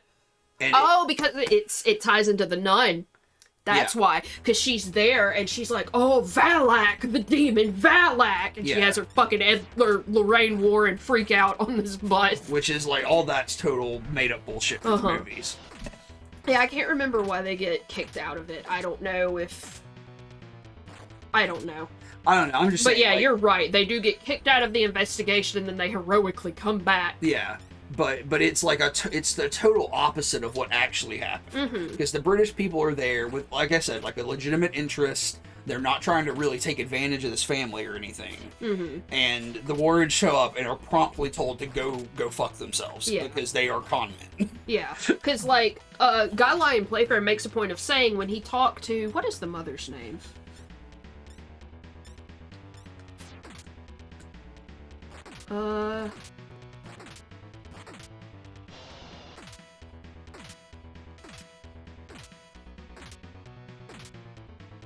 Never mind, I can't find it. But anyway, he talks to the mother, and he's like, are you wanting to be put in a different house? And she's like, no, this is my house. I want to stay here. I want to stop this. And he always cites that. He's like, ridiculously invested in this. He does believe. Like, to the point that other people in PSYCOP were like, he's too invested in this. He's not seeing it with unbiased eyes anymore. Famously, this is fake. Yeah. This is a fake haunting. This is like, proven to be fake. There's also an interview with him on Monster Talk before he passed away. He passed away in the last 4 or 5 years, I think. He also, because there's there's The Conjuring 2, but there's also Ghostwatch, which is a fucking sick-ass movie, and it's on YouTube, and you should watch it if you haven't ever watched it. Ghostwatch is a 1980s British made-for-television mockumentary. It is portrayed as a real documentary. Yeah. Like a live documentary that was aired in England in the 80s, and it's based on the Enfield haunting.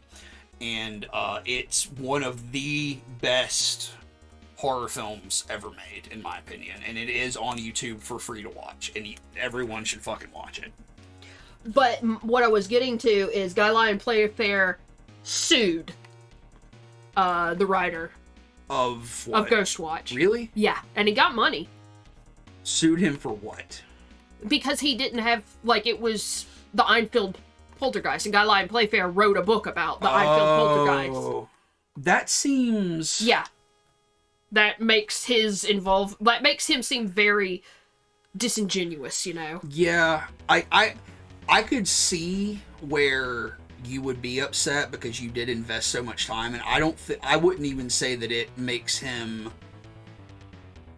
I don't think it hurts my feelings about him not wanting to take advantage of the situation, but at the same time, like, dude's gotta eat, and like, if he's written a book and is making money on it, somebody cutting into that, I could understand where he would be upset. But as far as like suing somebody, that seems to be antithetical to your principles around the thing, you know?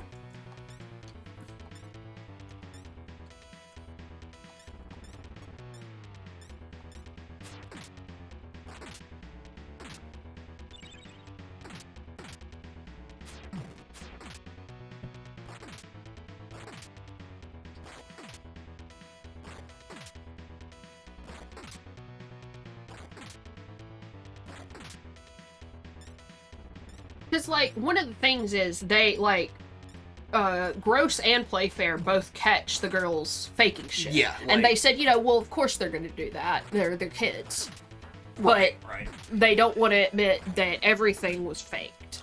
Yeah, like, I remember, because I've listened to that interview with Playfair as well, and, like, I remember, like, his whole deal was, like, yes, he admits that they caught them faking things. Mm-hmm. But he was like, you know, I've got this other evidence that I didn't think was very good, but I've got this other evidence that says there were clearly real events happening as well, alongside the fake stuff. Because his defense was the girls brought them in, and when things weren't happening, they were afraid that they were going to leave. Yeah. And not believe them. So they fabricated some events to keep everybody there. But he cites, like, his evidence that he cites is so weak, though, because it's like... Yeah, the one thing that always sticks out to me that he cited several times in the interview The marble? is, like, yeah, the marble. They dropped a marble and it didn't bounce. It stayed in one place. Yeah. It's like, what? Yeah, it's like... Dude, that's not fucking compelling. Like, that's not scientific. Because, like, they even do that in Ghostwatch. Like, you catch the girls faking something in the Ghostwatch movie. Yeah. But we were talking about that last night, though, when you were playing those horror games, where it's like, is it scarier with the sting, or is it scarier when you don't realize you're seeing something? And that's something that happens throughout Ghostwatch. Yeah, If you see the ghost, but they don't point it out to you all the time. Like, they point it out once. Because, you know, it's supposed to be like a live feed. It's supposed to be like this camera crew goes in, and they're filming this haunted house with the family in it. They're like, this is what a night is like in a haunted house. And, like, you know, there's just camera shots of a bunch of different rooms, and eventually there's a caller who calls into the studio. Yeah, the studio where they're analyzing the footage, and it's like, there's somebody standing in this room. How did you guys miss it? And they show that clip, and there's just somebody, like a ghost, standing there. But there's lots of other instances where you can see something, but they don't point it out. Yeah, but it's like there's no jump scares and shit like that. There's no blood and gore. You know, it's a totally... But it fucked people up because they presented it as real. Yeah, I mean, it had a similar effect to the Orson Welles doing War of the Worlds back in the day. Like, people watched it and were like, what the fuck is going on? Because at the end of that movie, toward the end of that movie, there's some disturbing stuff that they aired on live television. Not like gross disturbing, but like scary. Like there's some scary stuff at the end of that movie. Mm-hmm. Because like they come up with a whole backstory for the ghost. Yeah.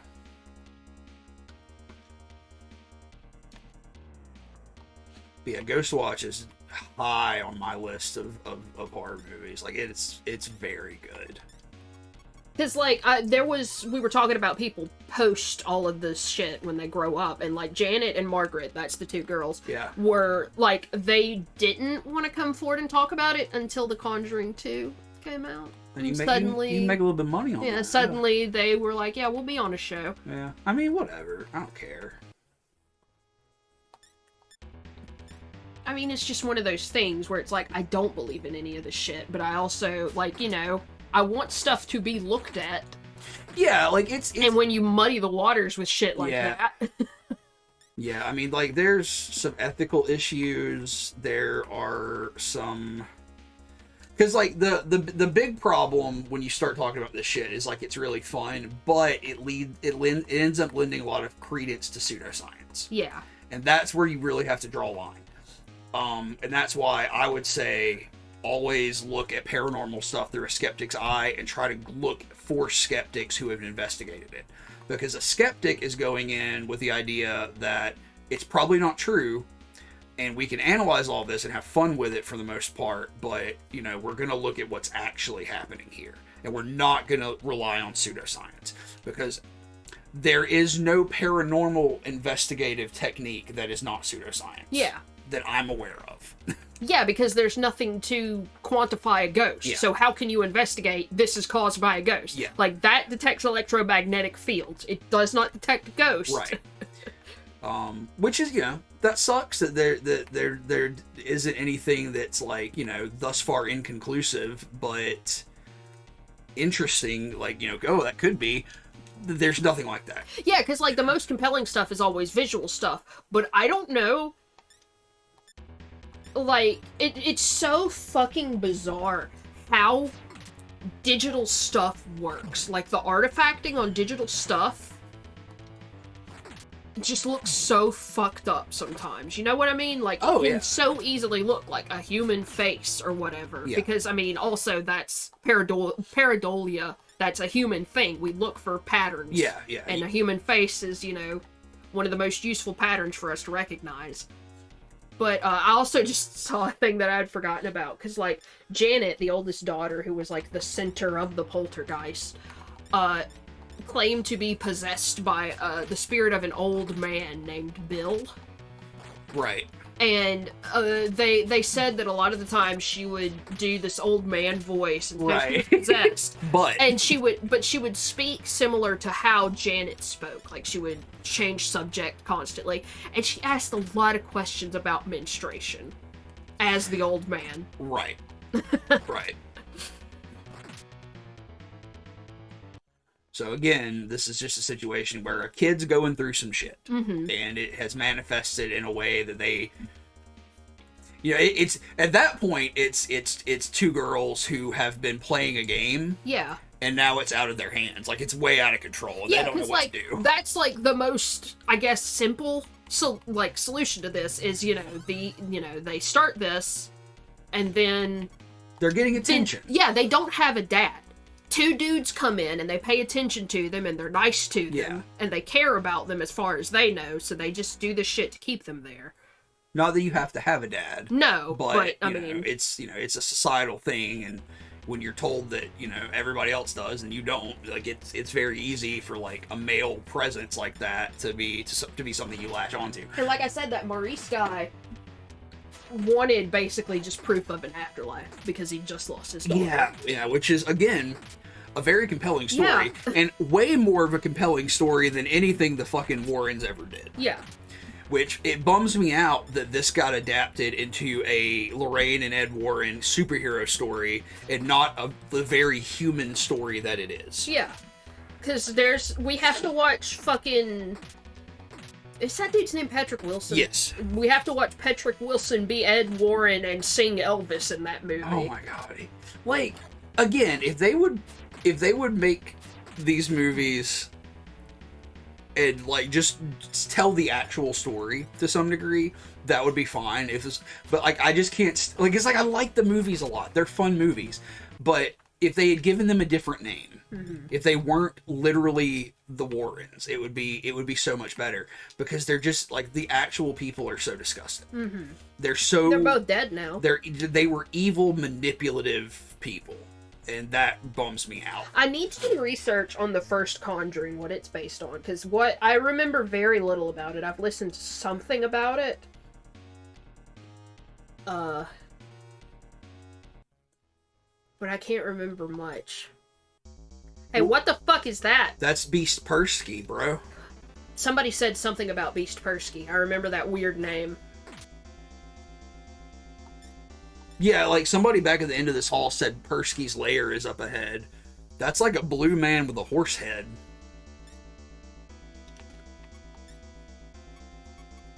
Our rambling, I guess, helped Colin finish his paper.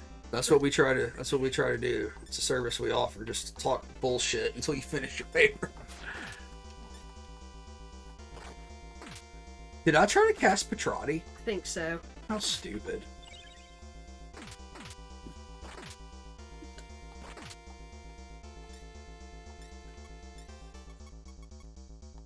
No, I want to cast fucking Agirama. God damn it.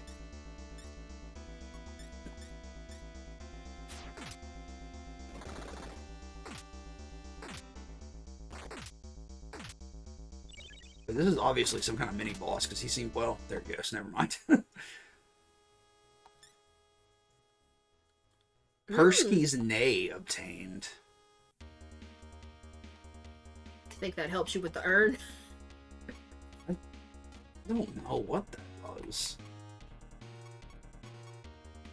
You got the game Soma in your inventory. I mean, I don't have an item. Like, what? I mean, I guess that means it's a key item. Yeah, I guess so. Which is not something you seem to be able to access, but I feel like there have been a time or two where you've been like, oh, I got this. Yeah, it's not a piece of equipment either, so... Shit, I took my mask off. There we go. Let's see.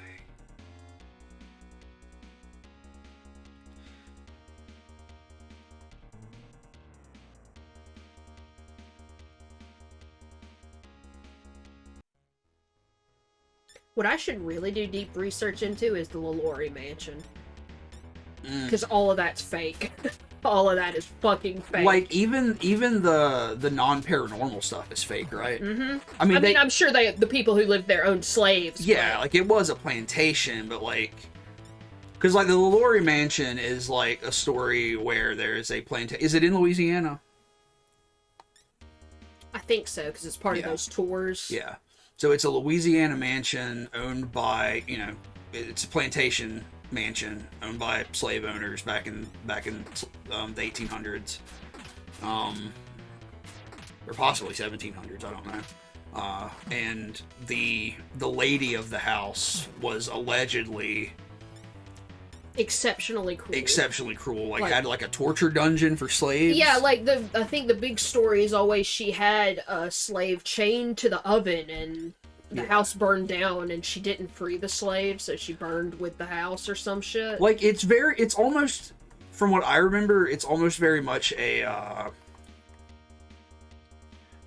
Countess Bathory kind of thing. Yeah. Where it's like this, like, which is also fake. Yeah, yeah, that's what I mean. It's very similar in a lot of ways. It's like this sort of arch evil woman, who did all these atrocious things, and you know, now there is paranormal folklore about it, but none of it's really true. None of it actually happened. Yeah, like I really don't know. Like I don't know if that's where the parallels with Bathory end, because Bathory was mainly an atypical woman of her time. Like her husband was gone from their house a lot of the time. Yeah. So she was in charge of a lot of stuff. Yeah. Like, so people were like, you know, oh, that's not right. And then, like she ran a rich household back like she was richer than the ruler of that area at the time. But I mean, we're talking like medieval era. Yeah, but my whole point there, we don't have to go into the whole thing, is just that, you know, she was a woman who was atypical of the time and therefore eventually vilified for it to the point of, like, legend. Yeah. Whereas the Lalaurie thing, I think, is super recent.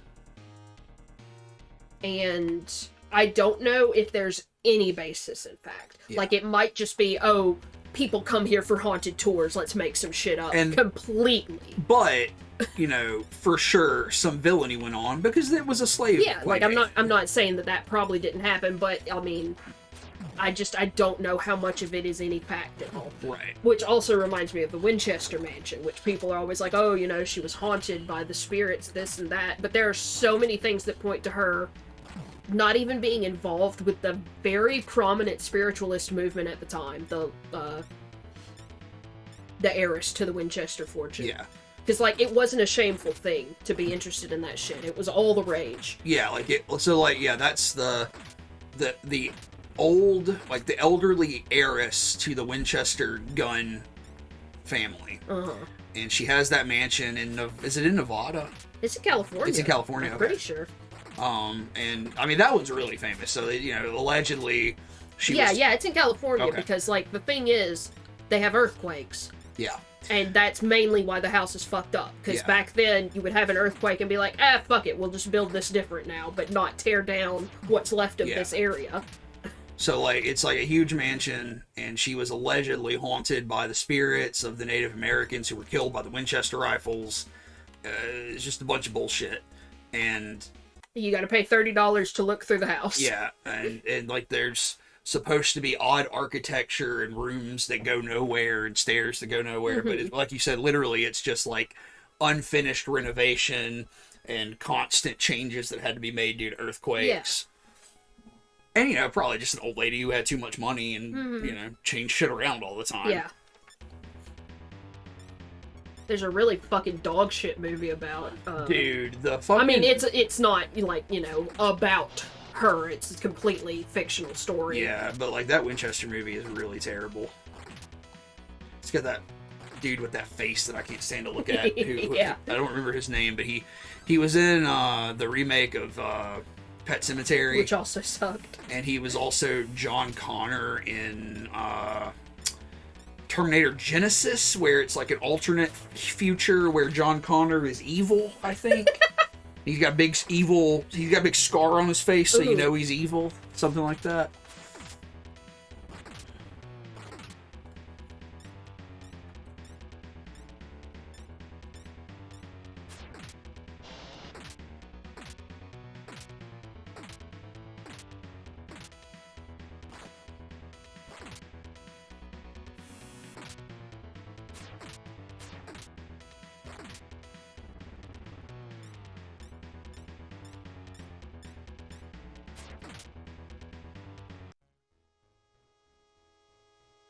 I wish I knew where that huge Han Holzer ghost book is that I have. I know where it's at. Oh, do you? Yeah, it's in the closet back there.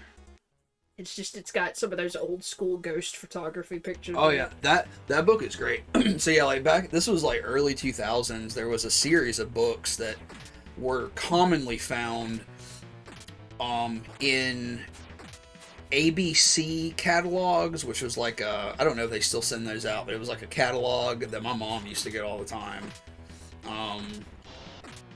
That was just knickknacks and like gadgets and books and gifts and stuff. They would send it out around the holidays. So that's where I got mine. And then they were also commonly found in the Books A Million New Age section. Well, specifically, I remember always seeing them in the clearance section. So it's these, because I think there's a ghosts book, a witches book, and a vampires book. I think so too. And they are massive. Yeah, they're huge. Tomes. They're like phone book size. Yeah, they're like phone book sized hardcover coffee table books. I've never seen them hardcover. I thought they were paperback. No, they're hardcover. Oh, okay.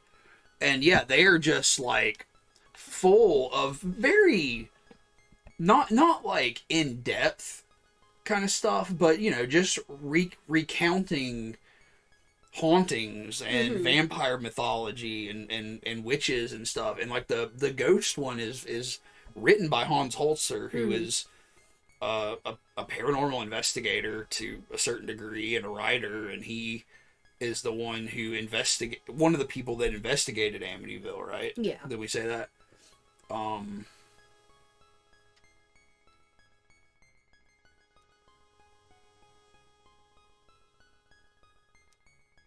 Didn't he write the Scary Stories books? I don't think so. Google that real quick. I was also thinking about, because isn't that famous old fairies photo in that?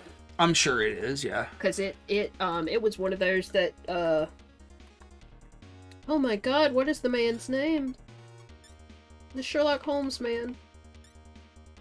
Benedict Cumberbatch? No, the There's Arthur Doyle. Yeah, like, he thought that was a real photo. Yeah. But again, he believed that shit because his wife was dying of tuberculosis. And he wanted to believe in an afterlife. That's something that I would like to... I know we've listened to some stuff and read some stuff on it, but yeah, that was something I would like to know more about, is the spiritualist movement. Because, yeah, like you said, that was a very big movement in the Victorian era. Yeah. That Learn us about the Fox sisters. Yeah. Are they the ones that did the psychic shit with their feet? Yeah. Yeah. Yeah. Yeah, they had like the original like Seance. OnlyFans foot subscription service. Oh my god. No, not Hans Holbein. That's one I would rather be looking at.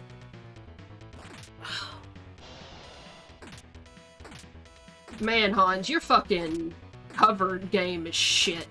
Oh, he also wrote The Vegetarian Way of Life. Oh yeah, I didn't know he was a vegetarian. Just search for those books. Okay. Because I know Stephen Gamble did the illustrations. It's Alvin something. Alvin Schwartz. Yeah. That's his name, Alvin Schwartz. I guess the Z's in the last name confused me.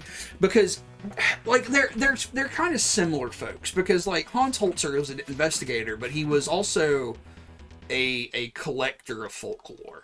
But Alvin Schwartz, it was not a paranormal investigator. He was just a collector of folklore. So aside from the Scary Stories children's books, he also wrote some other collections of sort of non-scary folklore. Have I ever told you about the first time I read Scary Stories to Tell in the Dark? Maybe. I don't know. What do you mean? Like, I don't remember how old I was, because it was obviously before I started getting really fucking bad car sickness. Right. Because I read it in a car with a friend. Like, we just read the whole book in the back seat of my mom's car one day when we were driving around. Those are excellent books. Those are one of the major influences on me as a kid to like really love horror as a genre.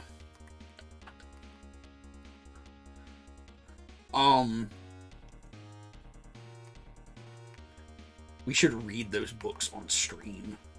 Would that be cool? I don't know. I don't feel like I have a good reading voice.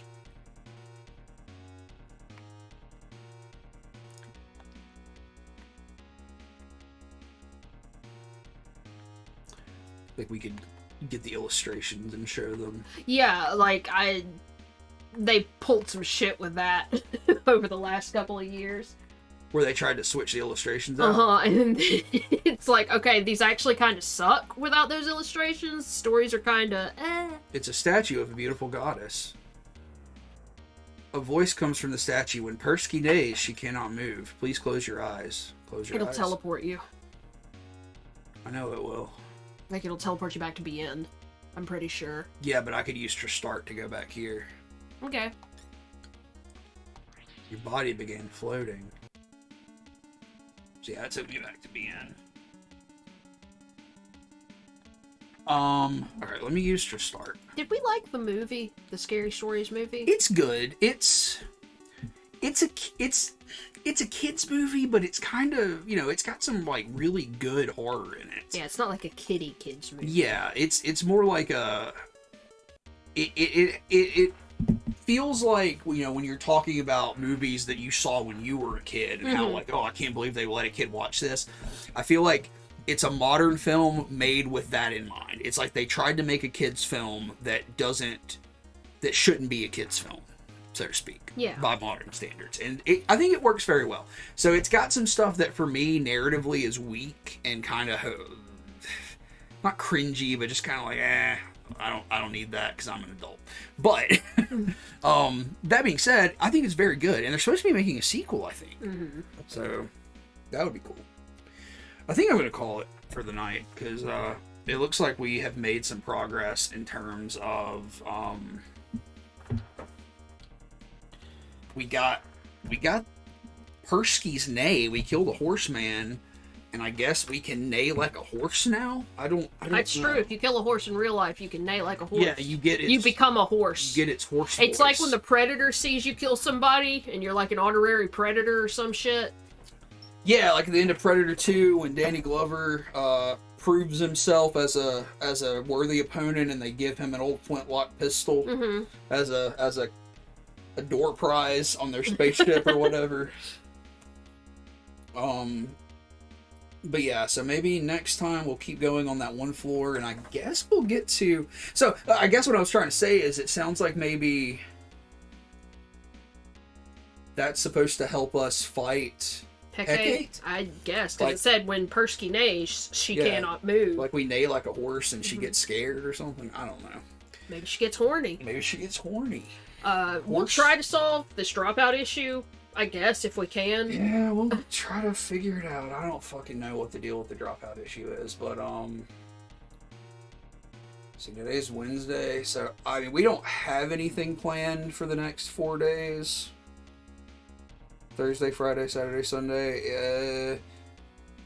And we probably have shit we have to do this weekend. It sounds like maybe, I don't know. But I am planning some extra streams soon for October at least, and I hope it's something I can keep up going forward. But next week, so what are we doing next Monday? Are we playing Potato Flowers again? I think so. I really want to play. I'd play it right fucking now. Okay. But, I mean, I really want to try to get it to where it doesn't drop us every 10 minutes. Or Yeah. every 30 minutes, actually. Yeah. So Monday, we will for sure be playing Potato Flowers. Tuesday, I'm going to start, it's going to be October, I'm going to start playing Norco, which is I believe it is at least vaguely horror themed, point and click adventure that came out very recently. And then there will definitely be more Megami Tensei, but for the month of October, I'm hoping to do some extra horror content. So, when we figure out what we're gonna do and when, we'll say it. But for sure, next week I'm gonna start a new game, which is Norco. You want to say anything else? I mean, I do still want to play Oogie's Revenge, because it says it's only about 10 hours to beat the whole game. Yeah. So that's the Nightmare Before Christmas platformer Yeah. for PS2. Okay, so yeah, we'll probably start that within the next couple weeks as well. At some point, yeah. All right. Well, thanks for hanging out, everybody, and we will be back next week. Have a good weekend and a good end of your week. Goodbye. Bye.